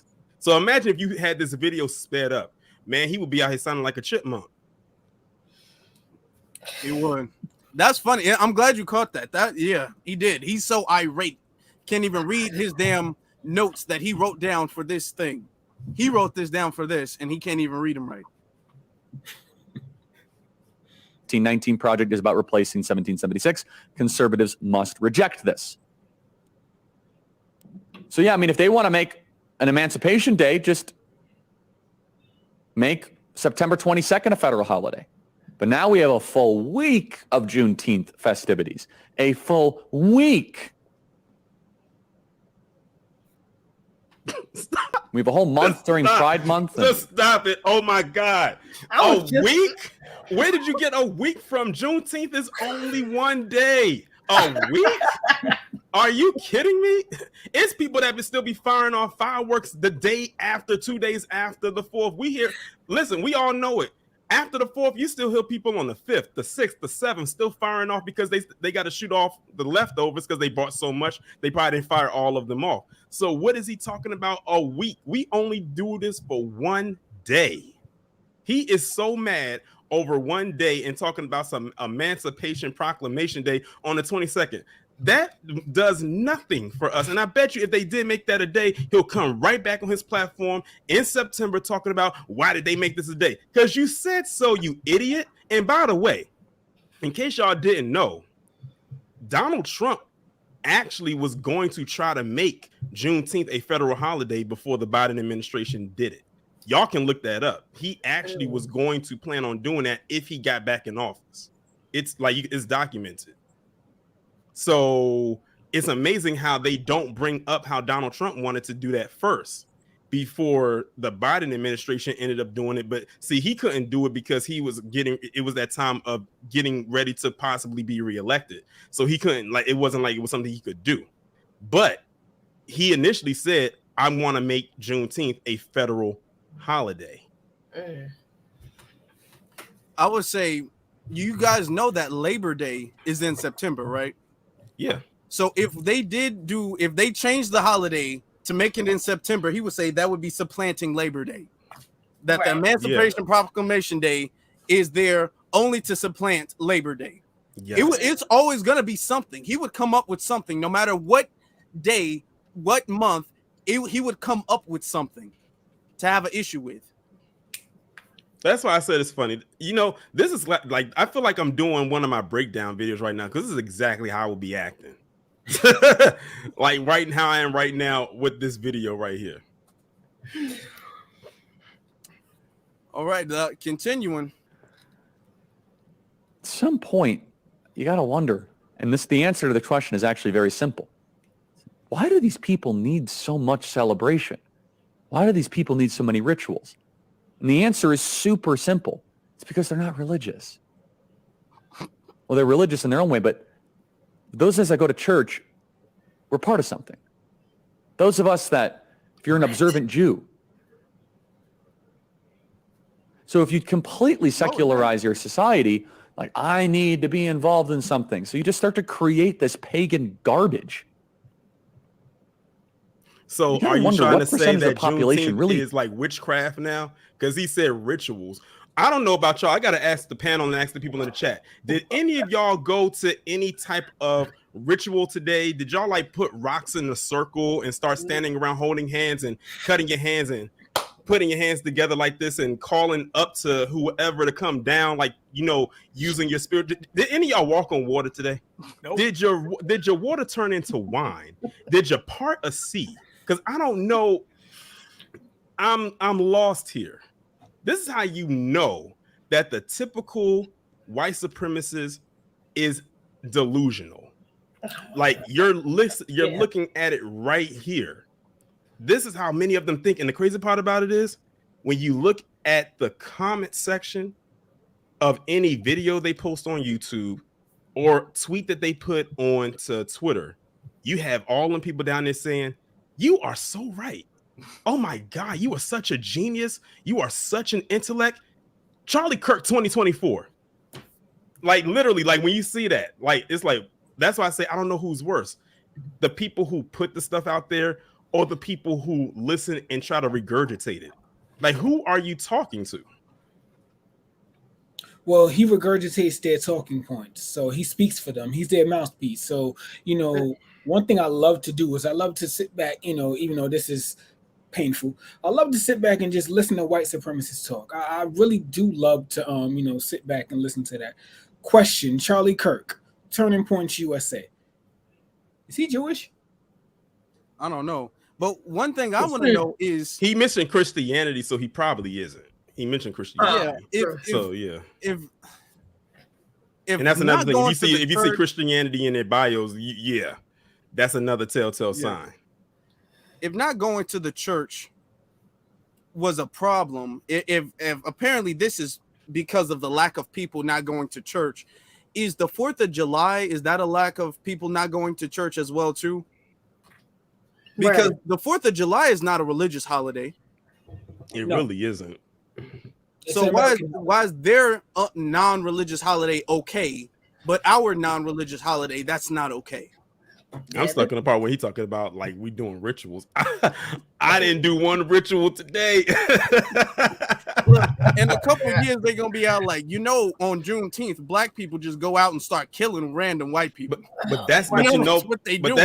But that thing about him saying something about ritual, that actually has like, you know, historical negative stereotypes, because they always said that if black people were doing stuff like voodoo, then they were into witchcraft. So when he puts stuff out there like they're doing rituals and like, you know, holding seances and stuff, then it must be some kind of thing where we're going to use something. And like, Charlie, ain't nobody thinking about you. Nobody trying to come and get no head off of your recessive ass head and put it on a doll and poke pins in it. No one's thinking about you. That's true. Real talk. Continuing. Cares about whole week to Juneteenth? The answer is not many people. I remember one of the criticisms somebody said is, oh, Charlie, you're so angry that there's another federal holiday. Like, oh, you get another day off. It's just a silly argument. We know what happens. And it happened in Tempe last year, and it's going to happen. You see these ridiculous Juneteenth flags start to pop up. They held this a week early because they know it doesn't compete with July 4th. And they can't get close to it. And July 4th is one of the most significant events in human history. So there it is right there. And I'm glad it's at the end, because I was about to interject and it's at the end. So that's what it is for him. He feels that Juneteenth is competing with July 4th, and he's upset about it. He was fine with Juneteenth being originally what I call a low-key holiday that only we knew about. But the minute they made it a federal thing, he's upset because he's afraid it's going to supersede July 4th. Charlie, it just became a federal holiday 2 years ago.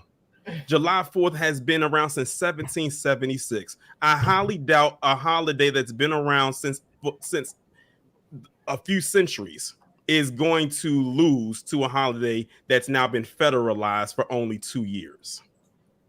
Get over yourself. And while you're at it, go take a shower because you look like you bathe in Miracle Whip.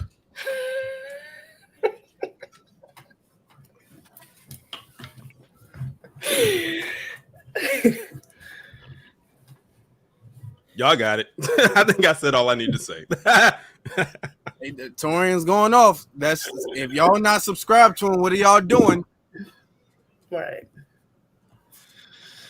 Anybody else have anything to say? Because after this, we're getting to the game, a very special game. I invented it. Okay, Afro, we're ready for that game, boy. Afro, Right. I feel like we about to get wrecked, but okay. Afro been waiting to get that game. Right. I've been waiting on this game all day. Okay, all damn day, and we're about to play, and we're about to have a lot of fun. But before any ZZ Black Alpha says, y'all got anything to say about Charlie Kirk? I'll say something real quick about this clown dude. The main thing is funny because he's mad at black people, but that's really some left-right stuff. That's Joe Biden and all the Democrats who made that a little symbolic day.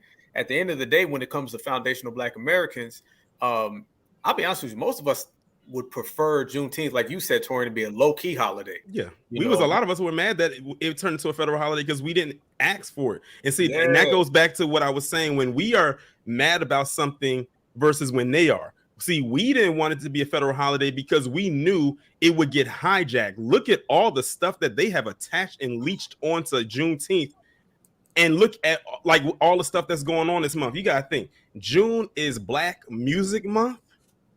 It is quote unquote Pride Month, Father's Day, and Juneteenth. And Father's Day was yesterday. So it's like June has a lot of stuff, but whenever it comes to stuff that's specifically for us, a lot of stuff gets attached to it and it becomes something that's unrecognizable. That's why we didn't want them to federalize it. Charlie Kirk is talking about he don't want to federalize because it's going to compete with July 4th. The delusion is real. It's not going to compete with July 4th. You still going to have your day. You still going to go to your potluck and have the potato salad with the raisins in it. Don't worry, Charlie. When you wake up in the morning, you will still be the white racist piece of shit that you have been since the day you were born. You will be fine. Tell them. I have a proposition for Charlie Kirk. How about this? How about we do away with Juneteenth and you give us our reparations? How about that, Charlie? I'm down for that, brother. You can keep the Juneteenth, right? And give us our cash. He about to make a retraction. He said, you know what? Maybe there is something to this Juneteenth thing.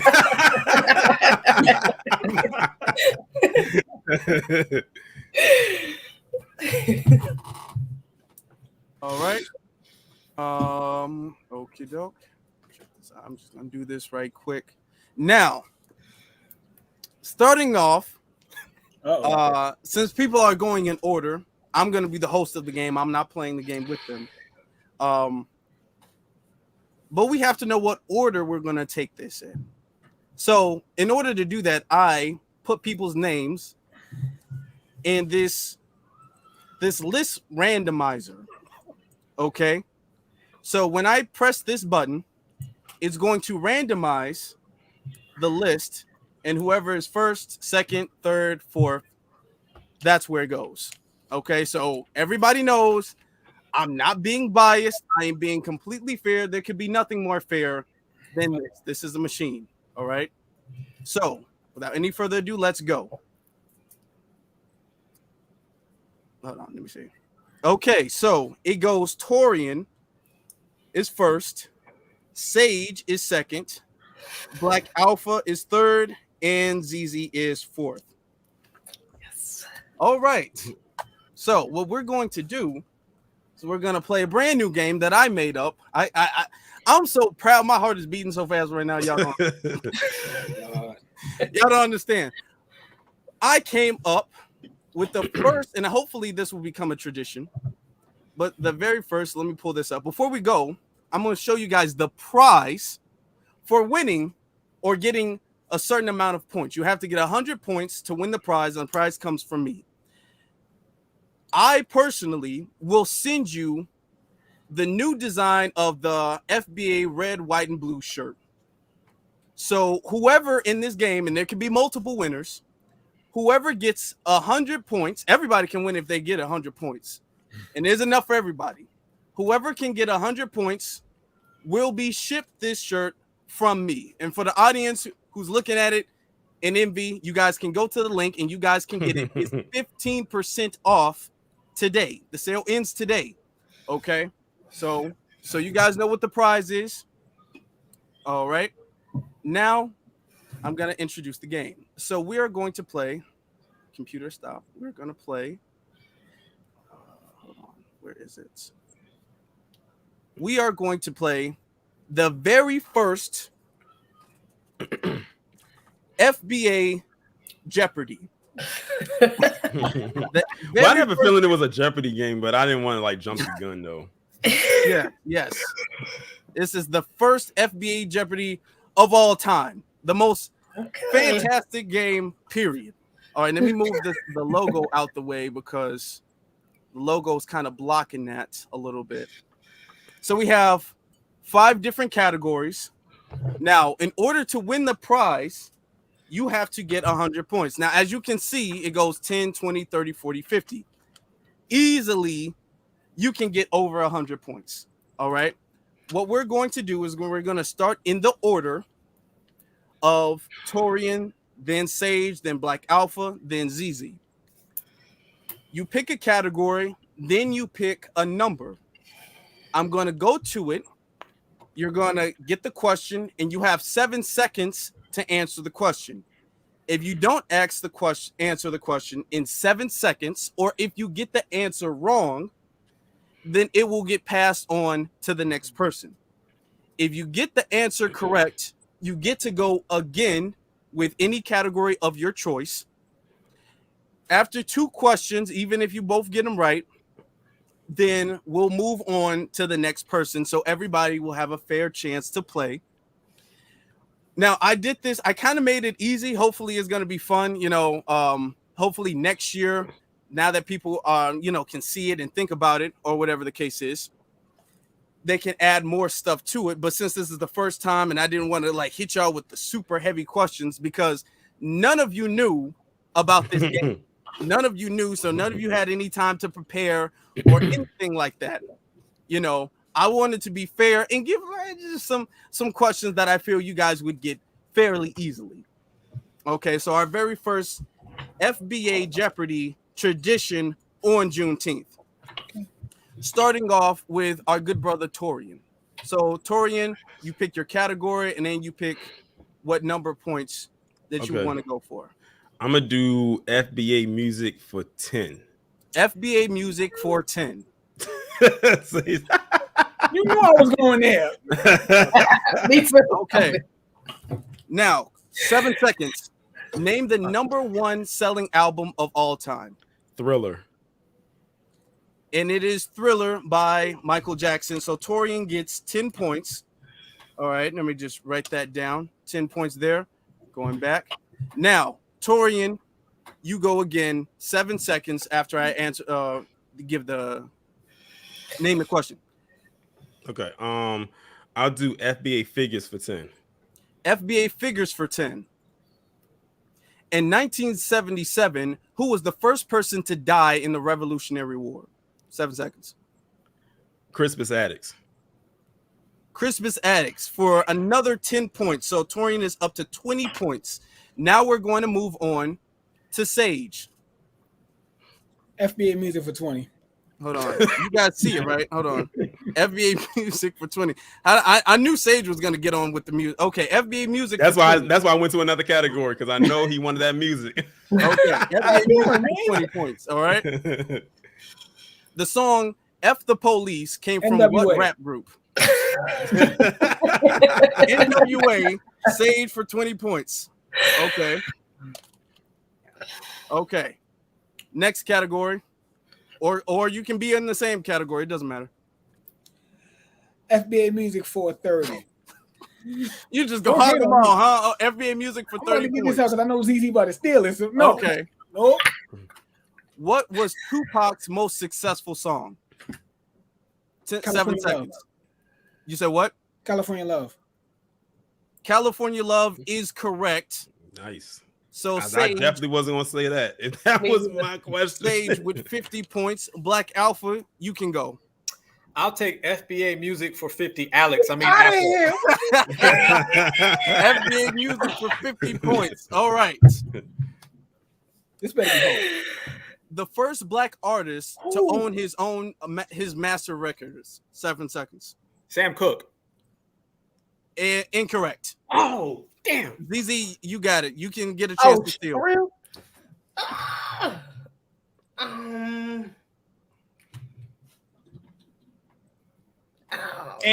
Time out.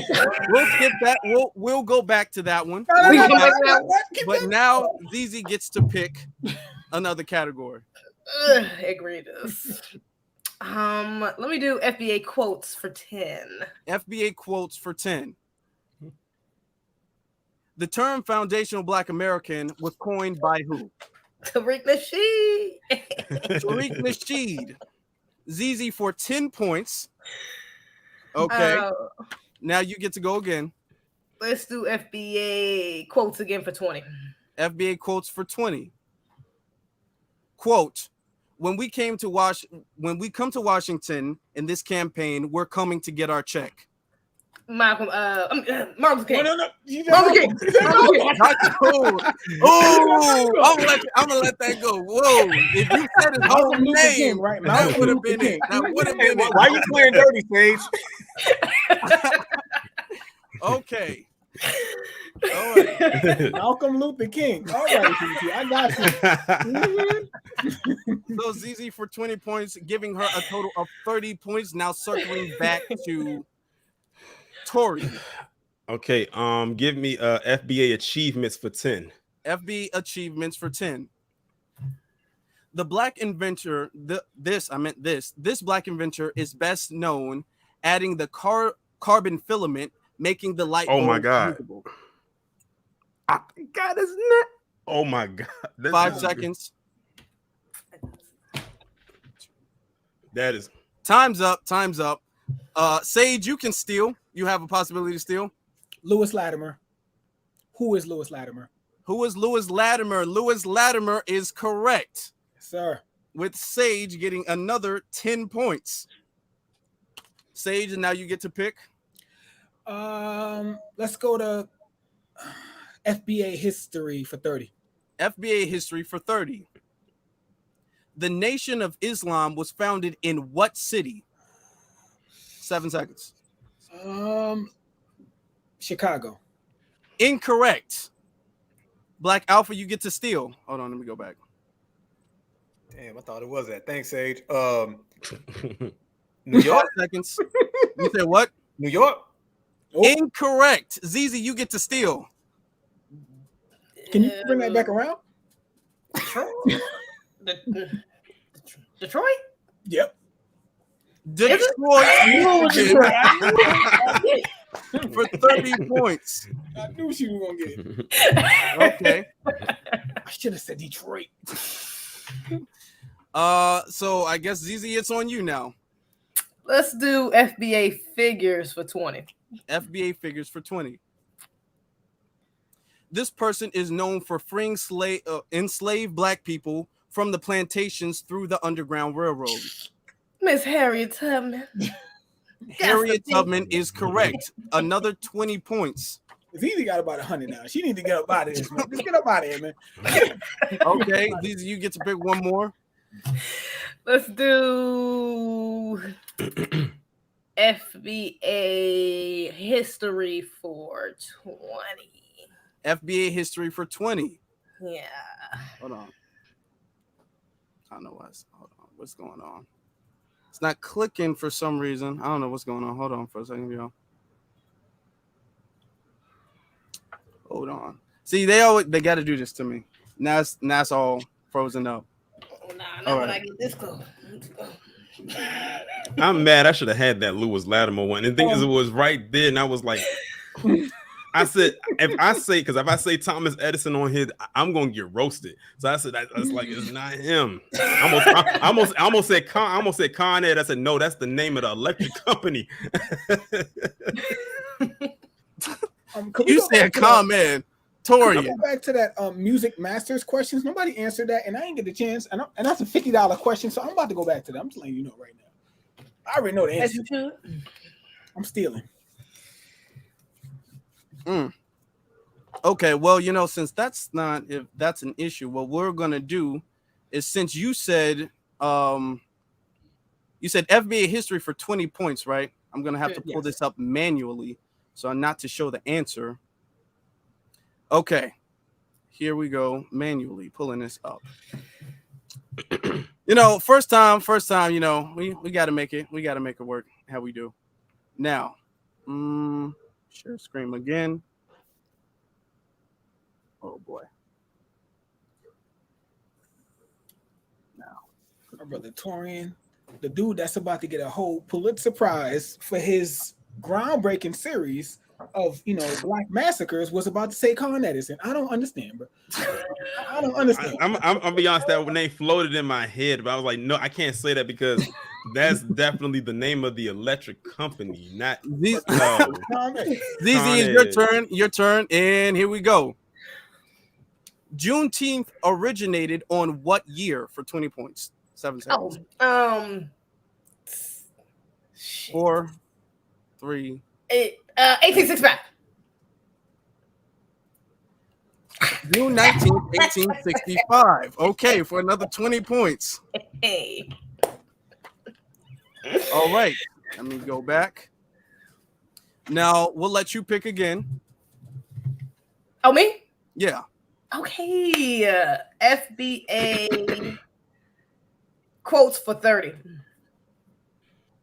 FBA quotes. No, I said quotes. Okay, hold on. You said quotes. Yeah. Okay. No, we can do it. We can do achievement. That's fine. Okay. The first, the black first self-made millionaire is 7. Damn, I said this was okay because I just had a name. What's her name? Madam C.J. Walker. Madam C.J. Walker. I wanted your time to run out. Okay. Since ZZ, you clearly got well over 100 points. If you would be so gracious to let other people earn a chance, I'm sure they would appreciate that. Since Black Alpha, your turn was kind of skipped a little bit. We'll let you go. Black Alpha, you get to go ahead. FBA quotes for 50. FBA quotes for 50. He's going for the big ones. All right. FBA quotes for 50. Let me pull that up. FBA quotes for 50. Quote, I won't rest until black children are taught to love themselves as themselves. Damn, Afro, you made that tough, man. Damn. 5 seconds. Malcolm X. Incorrect. Damn. Torian, you get to steal. The same one. Oh my god. The 50s ain't no joke. We're gonna let you. We'll, because that's not really fair. We'll let you pick your own. If you want to steal, you can. Let me see. We can do FBA achievements for 20. FBA achievements for 20. On a mission to change the image of black manhood, I meant this man. This man sat for more than 160 portraits and photos. 5 seconds. Basquiat? I don't know. I don't know. Correct. He's not even FBA, bro. You're right. What the hell? Incorrect. Sage, you get to steal or pick another one. I'll pick another one. Okay. FBA history for 20. FBA history for 20. Oh, ZZ already answered that one. That was okay, not a problem. Let's do FBA figures for 30. FBA figures for 30. In 1966, which two people started the Black Panther Party? Who is Huey P. Newton and Bobby Seale? Huey P. Newton or Huey Newton and Bobby Seale for 30 points. All right. So Sage is coming up there. He's about to get himself a shirt. You get to go ahead again. FBA figures for 40. FBA figures for 40. This journalist and activist led an anti-lynching crusade in the 1890s. Who was Ida B. Wells? Ida B. Wells is correct. All right. Sage for another 40 points. Now, Black Alpha, you get to go. Music for 40. Music for 40.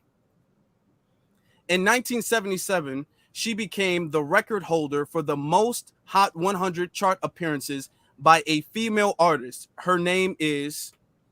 God damn. 5 seconds. Aretha Franklin. Aretha Franklin. Good 40 job. points. All right. Mm-hmm. Now you get to pick another one. Now, mind you, 50 is still on the table. It's grayed out, but that's still... I'm going to come back to that. I want that. Whoa. Hold on now. Whoa. Say that again. 50 is still available. Oh, give me that 50 then. Let's go ahead. Okay, going for Go. 50. We own it. Go ahead, bro. The first Black hold on. artist to own his master... That's the one you... Exact. No. Yeah, and that's the one you got wrong too. Hold on. Wait. Hold on now. Go ahead, brother. Go ahead. Yep. Prince. Incorrect. Damn. Damn, ZZ, it's on you again. Lord, she is just killing the game If here. you get this right, ZZ, I quit. I'm done. I was about to click it and do that one again, but I don't know if the answer I got is right. I'm kind of scared. So I'm gonna go with FBA quotes for 40. FBA quotes for 40. Quote, a ballot is like a bullet. You don't throw your ballots until you see a target. And if that target is not within your reach, keep your ballot. Is that Malcolm X? Correct. That is Malcolm X. He is just killing the game. I'm surprised you didn't say Malcolm Luther King X. Like you did last time. Martin X. Okay. ZZ, you got it again. Okay. Let's do FBA history for 20. Let's do that. You already did that one. That's supposed Oh, to those be are right. those? Yeah. Let's do FBA cheat. I kind of want to try the FBA music. I ain't gonna hold you. Let's do FBA. Do I want to do that one? Did we use that name yet? Let's try it. FBA music for 50. FBA music for 50. I think I guessed his name. The first Black artist to own his master record. Is it 5 seconds. Michael Jackson? Incorrect. Did we say Michael Jackson already? I don't know. Yeah, we said Michael Jackson. Damn it. I had a feeling. I'm like, this might say Yeah. Torian, I'm gonna try the FBA music for 50. Everybody's I'm gonna try it. Throw that my way. Throw that my way. the first Black artist to own his own master record. I'm gonna say Sam Cooke. I can say that. Incorrect. That's my first answer. Why is that? Get it? This is a big Okay, mystery. now- I can't wait to see what this was going to be. Oh, no. Okay, y'all ready? Yeah. Who is Ray Charles Robinson? Oh my God. Ray Charles. I almost said Ray Charles. That's crazy. Really? I'm disappointed. I should have said Ray Charles. All right, Sage, you get another one. Okay, let's do FBA history for 50. I got to catch up to Gigi. I don't know how much she got. She got like FBA 200. history for 50. Let's do it. Name the first HBCU. That's a hard one. Mm. 5 seconds. North Carolina A&T? Incorrect. Fuck. Black Alpha, you get to steal. Oh shit. Grambling. Incorrect, but since it's your turn, you get to pick. FBA quotes for 30. FBA quotes for 30. You can kill a revolutionary, Fred Hampton. but you can never kill Fred Hampton. Fred Hampton is correct. Black Alpha, 30 points. Now you get to go again. FBA figures for 50. FBA figures for 50. The Seminole War is successful largely due to the leadership of who? Group of people or person. The Maroons? No, this is one individual. I'll let you pass. Damn. His name is 5 seconds. VC. Denmark Incorrect. VC. Yeah, Denmark VC. Yeah. Incorrect. Okay. Shout out to Tariq for the somebody say Tariq Nasheed. No, that over here. Somebody said Go right Tariq. here. What's going on? Pass that on. Okay. Sage, you get to steal or go ahead and ask another one. Who is John Horse? Who is John Horse? Sage for 50 points. All right. Sage, you get to go again. Let's do FBA achievements for 40. FBA achievements for 40. The Black Panthers free breakfast program for children, free breakfast program, launched on what date? Man. 5 seconds. That should have been a 50. Christmas. Oh. Christmas. Incorrect. Incorrect. Black Alpha, you get to steal or you get to pick. Man, I'm gonna pick. Forget that. I ain't touching that one. What the hell? What's up? I was gonna say Juneteenth. Nah. FBA history for 40. FBA history. I don't think anybody's answered the 51, so you know that's still on the board. But FBA history for 40. Okay, yeah. What year was the Underground Railroad started? Man, I don't. He's getting the hardest questions every time. Right. Man, Juneteenth. I had to give y'all some hard questions. Talk about it some easy. Yeah. Okay. I just no, I'm sorry, y'all. All right. Let me see. ZZ, you get to steal or go ahead. No, damn, ZZ, I don't know. Give Black Alpha another pass. Black Alpha Oratorian. I don't know what you and Sage are kind of good the way I'm seeing. I'm definitely passing on. Okay. FBA history. What was that? 50? That was 40. I don't even. That was a 40 question. Jesus. Right. So that 50 is gonna be right. Did we do FBA achievement 50? Let me do that one now. FBA achievements for 50. The last slave to live, dying at 130 years old. His name was 5 seconds. Time's up. Time's up. Go ahead, say Morgan Freeman. Go ahead. Okay. Torian, you get to steal or you get to go I ahead? am picking a different one. I will not be stealing that Which one. one was that though? Remember which one that was? That was FBA achievements for 40. Okay, We have remember- FBA achievements for 40, 50, FBA history for 40 and 50. No, which I one would that take did you the- just pick? And we have, FBA history for 10. I'll take that FBA history for 10. FBA history for 10. What year did Martin Luther King give the I Have a Dream speech? 1963. 1963 for 10 points. He's like, I'm playing it safe. What else did you say was left for FBA history? FBA history, we have 40, 50, and then FBA achievements, we have 40 and 50. I'm gonna take a risk on that FBA history for 50 because I don't think anyone touched that one yet. Now that's the one I just chose. Oh no! Okay. Wait. Too late. You said it. No. Take it. Because all you're gonna do is pass it to me, and I want it. So take it. Yep. Go ahead. So FBA, what you said, history or achievements? Achievements. FBA achievements for what? 50. 50. The last slave to live, I meant live, the typo. The last slave to live, dying at 130. His name is Percy Earl. What?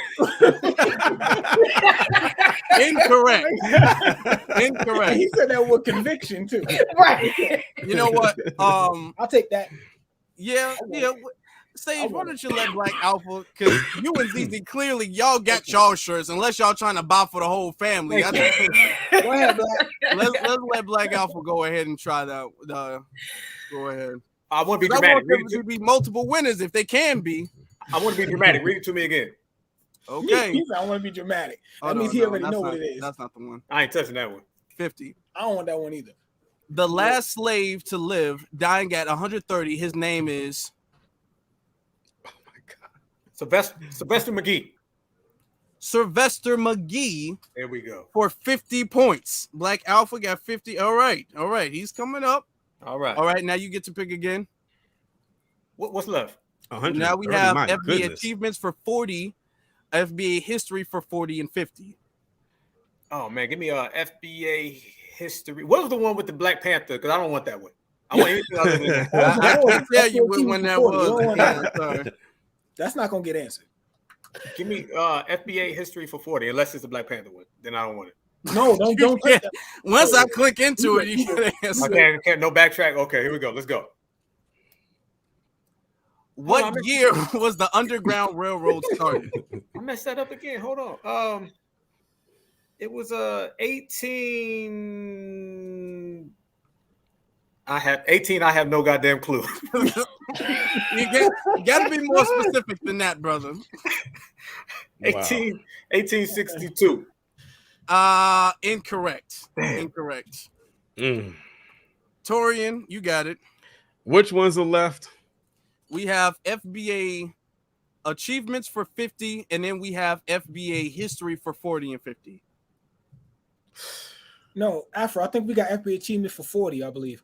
That's the Black Panther one. Hold on, 40, that's the Black Panther? Okay, yeah, 40, yeah. Don't touch that one. I ain't touching it. I'll try for the 40. I would try for the 40. Which one? The history. The FBA achievement, yes. FBA achievements for 40. I'm going to guess and say 1969. That's correct. Oh man! And that was a guess. And that was a guess. No. He said 1969. He didn't even give a month. It said. Listen to that. Look at say trying to. He didn't even give a month. I was gonna say that. The way I gauge it, because I remember how when the Black Panther Party started in '66, so it had to be after that, but it couldn't be too far ahead either because it was very early on. But yeah, that was a whoo. Okay, what's left?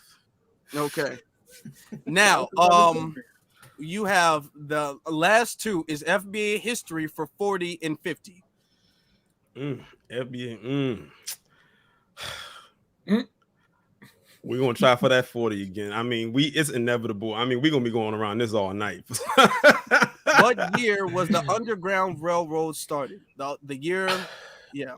I am gonna say I was happy. 1855. 1855 is incorrect. Black Alpha, do you want to steal? No.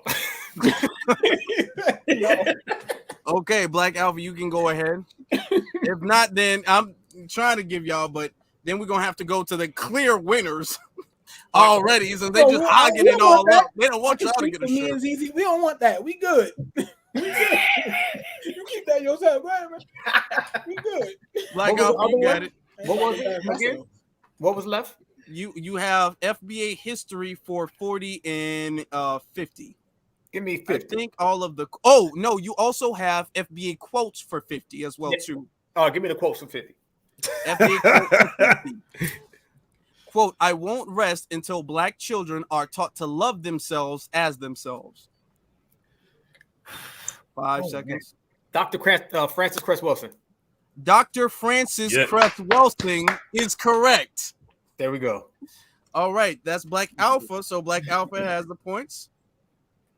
All right. So now we have FBA history. This one. These two. These two. Oh, that's me? Who that is? Yeah, that's you. That's you. Man, give me the railroad one again, man. Railroad one again. Okay, so Torian said the Black Panthers, he went 1969. I'm going to go 1869 for this.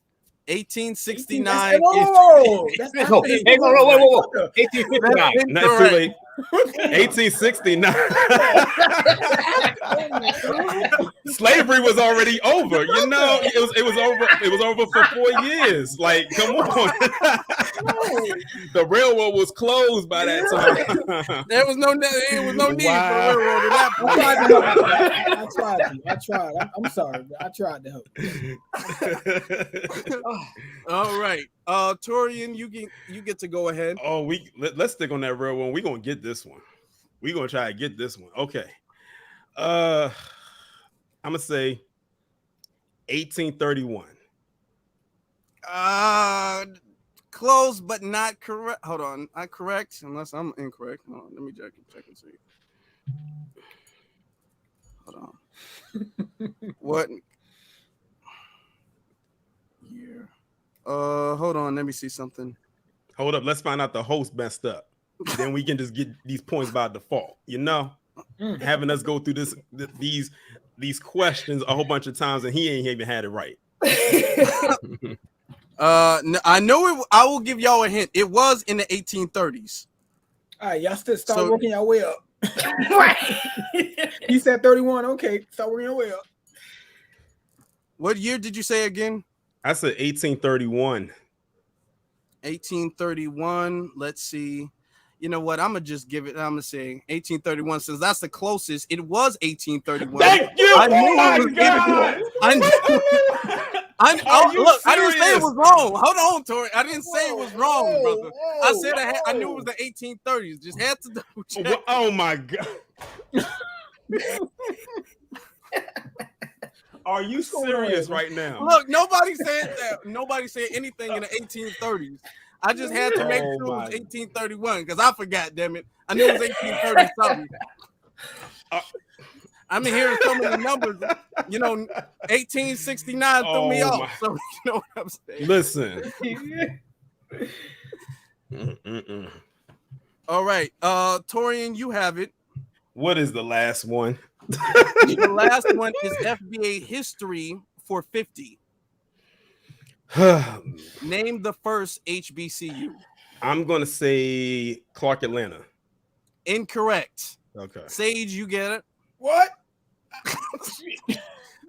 I mean, you can't lose points. I mean, you just playing for fun at this point. Points. Sage. Texas Western. Incorrect. Texas Western. My God. Black Alpha, you got it. Bethune-Cookman. Incorrect. You might as well keep it going. That's the only one. You might as well keep it going. Howard. Incorrect. Or just name. I will do it easier because this is a very hard one. Just name the city it's in. The city? Yeah, that's even harder. Can I do it like either one. Can I do it like Cincinnati? Let's stick with the school because I can. Okay, hold on. Like, go back to Torian. Okay. Hampton. Incorrect. I'm gonna do like the Tethers do. No. It's Xavier. Incorrect. Damn. Spelman. Incorrect. Damn, that's what I was gonna guess next. I shouldn't have said Spelman. I should have said Morehouse. Somebody say Morehouse. Tuskegee. No, that's incorrect.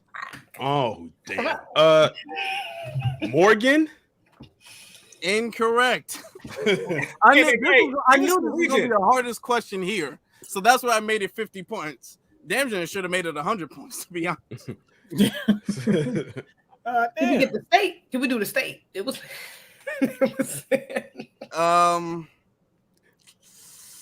Can you do the state? No, you can do the city, but you can't do the state.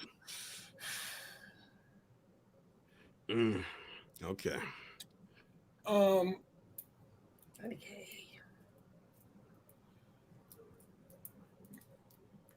Okay. Is it my go? Yeah, it's your go. Cheney University. Channing University. That says Lincoln University. What in the world? Yeah. I meant Channing, but that's correct. Oh my God. But it's in Pennsylvania. That is technical. Look, now, don't beat me up. In all due disclosure, right? All due disclosure, you can take the points away. That's fine. But my friend texted me that, and he watching. And he went to HBCU. Yeah. So you know, so Sage been cheating on the low. That's what it is. No wonder you've been getting these damn questions correct. You and ZZ got a twin sister over there on the other side of the damn camera talking about, yeah, this the answer. What? Yeah, 1831. Wow. 1831. 1831.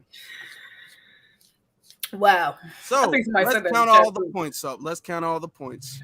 All right, Torian, you had 1, 2, 3, 4, 5 of the points. I'm gonna add all of the points and what they were worth.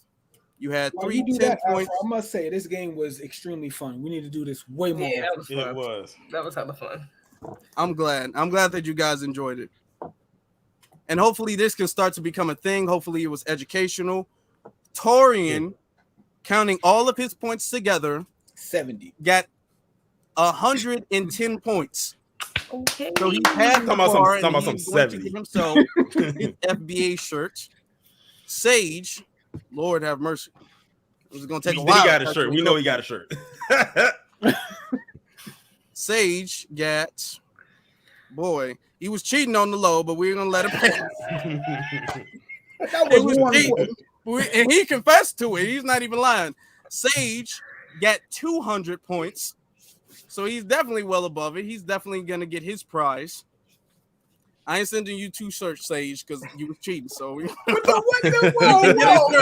getting 2. No, that's not fair. No. I'm calling. You know what? I'm calling somebody. I don't know. I'm calling. You know, I'm calling Professor Black Truth on your ass. Hold on, what is that? Damn, don't do that to me, brother. Black Alpha got all together 170 points. For real? Damn. Yeah, for real. He's like, damn. You thought he had 40 points. Yeah, you got it with that 50. I was going for the 50s. Them 50s, yeah. That 50s took you above. Okay. He said he got 300. Go ahead, say it. Go ahead. And ZZ, hold on. 312. All right. I need like a science calculator. Man, that's not even possible, but yeah. ZZ got counting that up. 320. That, and then I gotta carry the 4. Yeah. ZZ got 150 points. Okay. What Black Alpha got more? I'm shocked. I thought she had way more points. I put it on the line. She answered way more. ZZ answered the same amount as Sage, but Black Alpha answered 250 points. That's what took him there. ZZ answered most of the 20 points. So, congratulations. You get one for her and her twin. Ken is in the chat room. Talking about give her 2 shirts. So her and her twin is in the Okay. All right. Okay. I see you, Ken. Ken is always looking out for you. Shout out to brother Ken. Shout out to Ken. Wait. All right. You so you all, after the stream, of course, you know, I'm gonna get your information. So I will be shipping you guys your own shirt. Let me show you guys for the audience what the shirt looks like again.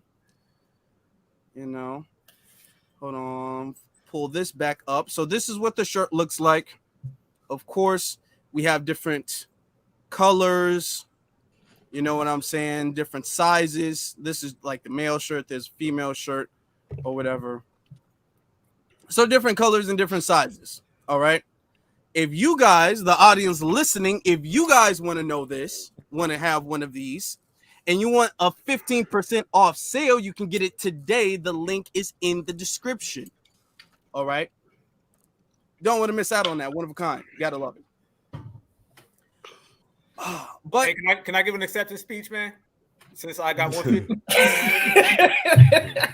I want to thank everybody. I want to thank 1869. 1869. I want to thank everybody. I want to thank Juneteenth. Charlie Kirk for getting Torian lit up today, and he gave me the energy to be correct, so I appreciate it. I want to thank Ray Charles for the 50 points that he gave me. Rest in peace to that brother. I'm glad nobody else got that. I think Brother Black said Prince and ZZ said Michael Jackson, so shout out to them for getting it wrong and passing it to me. I want to thank Brother Torian for saying Con Edison. And yeah. Paige, you need to go ahead and thank your cell phone and that message he was getting. Right. I was well over the threshold before I even got that. Okay, I was well over the threshold before I got that. So that doesn't even matter. Of course. I was over. I was 150 before I got that. So I was good. Salute to you, Afro, for putting this together. You better trademark this, man. I'm gonna see this was definitely fun. So definitely, and I'll give you some questions about that music too, because I know we ain't gonna get certain things. Oh yeah, I'm gonna make it real hard. Yeah, I wanted to do it. I wanted to have it be like a 10 things in each category, but I'm like, nah, let me do it good 5 things in each category.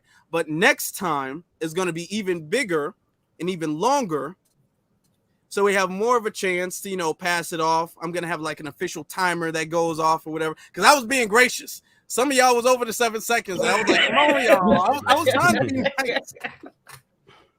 Oh, whatever. Hey, let me make a comment real quick, bro. I just gotta say this.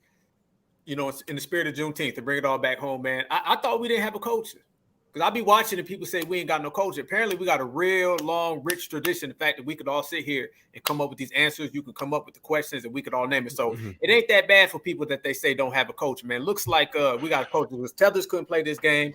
Fleers couldn't play this game. Fleetman couldn't play this game. So it's a salute to us, man. It's all about FBA. Happy Juneteenth, everybody. Happy Juneteenth. Add double daily double. You know what I'll do next time? What I'll do next time is, if somebody passes a question off to another person, if they get that correct, they'll get double points. That's what I'll do for that. Yeah. Okay. You know, this is definitely our culture, but you know, we've been on here for a good 2 hours. We broke down some videos, some articles. We had fun, won prizes. And we had a good time for Juneteenth, and I hope everybody enjoyed it. I hope the audience enjoyed it. I hope the panelists enjoyed it. But I will let you guys go. I'll let you guys get your last word out. Shout out to any projects, any social media. And then we're going to, before you guys leave, because we got a lot of super chats we got to shout out. So I'm going to shout out some of the super chats afterwards. Well, shout out to you, Afro, for putting all of this together. This was definitely quite an event. I didn't even see this just as a stream. It felt like an event. You know, we got out what we had to say, you know, in the beginning, and then we had fun towards the end. So it kind of all came full circle, and we still kept our eyes on the prize and, remain focused. And it was good to also have engagement from the audience as well. This was definitely a very fun, like I said, event. I can't wait for the next one to occur. Hopefully not too far down the line. You know, Charlie Kirk said September 22nd should be Emancipation Proclamation Day. Maybe that's when we should have the next one. You know, maybe that's when we should have the next one on September 22nd. But but on a serious note, this was all fun. You know, shout out to everybody on this panel. They all have something to contribute to FBA. Shout out to everybody that was in the chat that came here. You know, shout out to everybody who came from everyone else's chat, because I know some of y'all shared just the stream with other people to come over to watch. But yeah, I had a very good time. You know, I can't wait for the next one. Thank you, brother. I appreciate it. Love to have you back. Where can people find you? Oh, you can find me on here, Torian Rain Reloaded, on Twitter at Torian Rain Reloaded, and on Instagram at Torian_Rain. Yes, sir. You guys definitely go subscribe and support our brother's YouTube channel. That is in the description below. A lot of you guys are watching on his channel, so you guys are already subscribed. But if you guys aren't, make sure you guys go support our brother Torian Rain on his channel. Who's next? We're not doing the game thing anymore, so we don't have to take turns. Anybody go next? Y'all want to? I know y'all still in order. Like, whose turn is it? I thought it was. No, this was a wonderful stream. I very much enjoyed this. It's a little unexpected, even though you did tell me about this the day before yesterday, but I wasn't really sure. You were kind of vague on what we're going to be talking about, which was honestly, it was the best thing to do because this was a very good surprise. It's a good thing to do on Juneteenth. Great way to end Juneteenth. Much praise to the ancestors. Shout out to everybody on the panel. You brothers are wonderful, brilliant. We love to see it. Make sure y'all go follow them. We need more FBA brothers, FBA people in general, but definitely some more FBA brothers in the space. Leading the conversation and cultivating more minds in this way. So blessings, very much blessings. Shout out to everybody in the chat, B1, and happy Juneteenth. Y'all can follow me on YouTube at A to Z TV. It's right there. Okay, thank you very much, sister. We'd love to have you back again soon, very soon. Sage or Black Alpha, which one of you guys want to go? I'll jump in and make it quick. Blessings again. Thank you to the family for inviting me. Shout out to you, brother Afro. Thank you for having me. It's such an honor to be up here with all four of you. Brilliant minds. Please, guys, make sure y'all subscribe to them. Get your information from them. They are, all four of them are the new black media. They are a part of it. I know they don't look at themselves as the big three, but I look at them as that. Okay. They work hard on a daily basis to give us information. I can't thank them enough for inviting me back. Always, always. Much love to all of you. Always. Spoke to my partner today, music partner that is. And we might be having something coming out next month. That's all I'm gonna say. Actually, that's good. That's what I'm talking about. So yes, be on the lookout for that. I know he's somewhere in the chat room. No, he's not the one that texts me that. But but we definitely, please be on the lookout for that. You can follow me on Twitter at Sage Station. You can also follow me on IG at Call Him Sage, callhim.sage. And also, family, it's Juneteenth. Spend out with your family. Please learn about FBA culture. Learn about everything that we do. Learn and take pride in what we do. You know, and yeah, with that, I'll end it with Black first, brother. Much love. Thank you, brother. Love to have you. Love to have you back, man. This has been a blast. Much respect to you. I cannot wait for your music project to launch. You know, I've been bugging you about it. I've been trying to get off your back. I've been bugging you about it. No, please, come on. I love it. I love it. It's all love. It's always love. Yeah. Okay. We need a summer album, man. So like, come on. Okay. It's getting hot outside. What we supposed to be bopping to? I promise you, I got you. I got you. All right. That's what I'm talking about. Brother Black Alpha, you got it. First off, I'm going to say thanks to my brother Afro. Oh, wait, hold on. Before you go, Sage, where can people find you? Oh, I did that. Okay, you can find me on Instagram at callhim.sage. You can find me on Twitter at Sage Station. Yeah. And everything else there. Oh, you can also get music from me at bogarrecords.com. That's Bogard Records, BOGUARD records.com. You can stream, download all my stuff right there. All right. Thank you. Back to you, Brother Black. Sorry about that. Yes, indeed. Thank you, Brother Afro, for the game. You know what I'm saying? So I appreciate that. Salute to my brother Torian. Salute to my brother Sage. Also to Zizi. I appreciate y'all as always, man. It's always good working with the family. Happy Juneteenth. You know, I think the whole the whole energy involved with this broadcast was basically us just representing ourselves, and that's how we conquer a lot of things. So a lot of the hatred and a lot of the co-opting and stuff, it really just all gets disinvolved by us representing our own. We're very rare people that can stop the nonsense just by being proud. So let's say things with our chest and let's let people know where we are at all times. So I salute to all my brothers and my sister here. You know what I'm saying? And Afro, I wear extra large, brother. You know what I'm saying? So I get you, brother. I got you. You know what I'm saying? Until the next one. But everybody's one love to everybody in the chat that listen to us on all the platforms. You can find me, Black Alpha Network, on Twitter, Black Alpha Net W1, on Instagram, Black Alpha Net W1, right here on YouTube. Anywhere where you see that goldfish right there, you'll see me. And anytime you see me, it's gonna be real, it's gonna be authentic, it's gonna be thorough. Might be a little uncut and a little no filtered, but that's the way we. That's fine. That's fine. That's people what love we it. need. Yeah, people love it, man. So I'm gonna continue to always speak that real, uncut, no filtered energy of 100%. Oh, and shout out to the brother who told me I got that Tupac energy, man. Tupac, my favorite, man. So I appreciate that. And the DMX compliments that I get all the time. So Those are my two favorites. So salute to the whole family. Salute to the whole team. We are one tonight. Let us be one in the future. Power to all of our people. Yes, sir. Yes, sir. Well, I'm going to close it out. I'm going to put y'all, not remove y'all, but I'm going to put y'all down as I close this out. Family, this has been our very first Juneteenth Power Hour that lasted like 2 hours, almost 3 hours. But you know what I'm saying? We have to start our own traditions. That's a part of holidays. Every holiday has to have a tradition. The 4th of July, fireworks, Christmas, you know, Santa Claus gifts, you know what I'm saying? Thanksgiving, the dinner, everything has a tradition to it. We are the culture, so it can't be where we have our holiday and we don't have our own tradition. So let's start making our own tradition.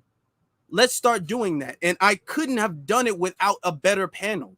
I know I couldn't have done it by myself. I can do a lot by myself, but I can't do everything. So I needed these brothers and that sister.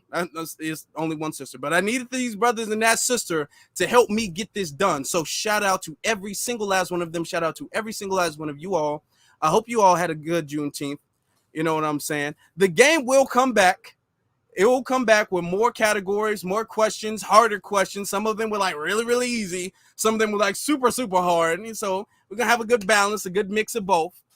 But it was fun. This whole stream was fun. It was lovely. Shout out to every single last one of you guys. Go to the description. Follow all of them on all of their social media, all of their platforms and everything. Come back. Make sure you come back because we have more things coming up on this channel. If you guys are not subscribed, please make sure you guys do so. Also, you can be following me on my various social media pages, which is at Afro Elite on Instagram and at The Afro Elite on Twitter.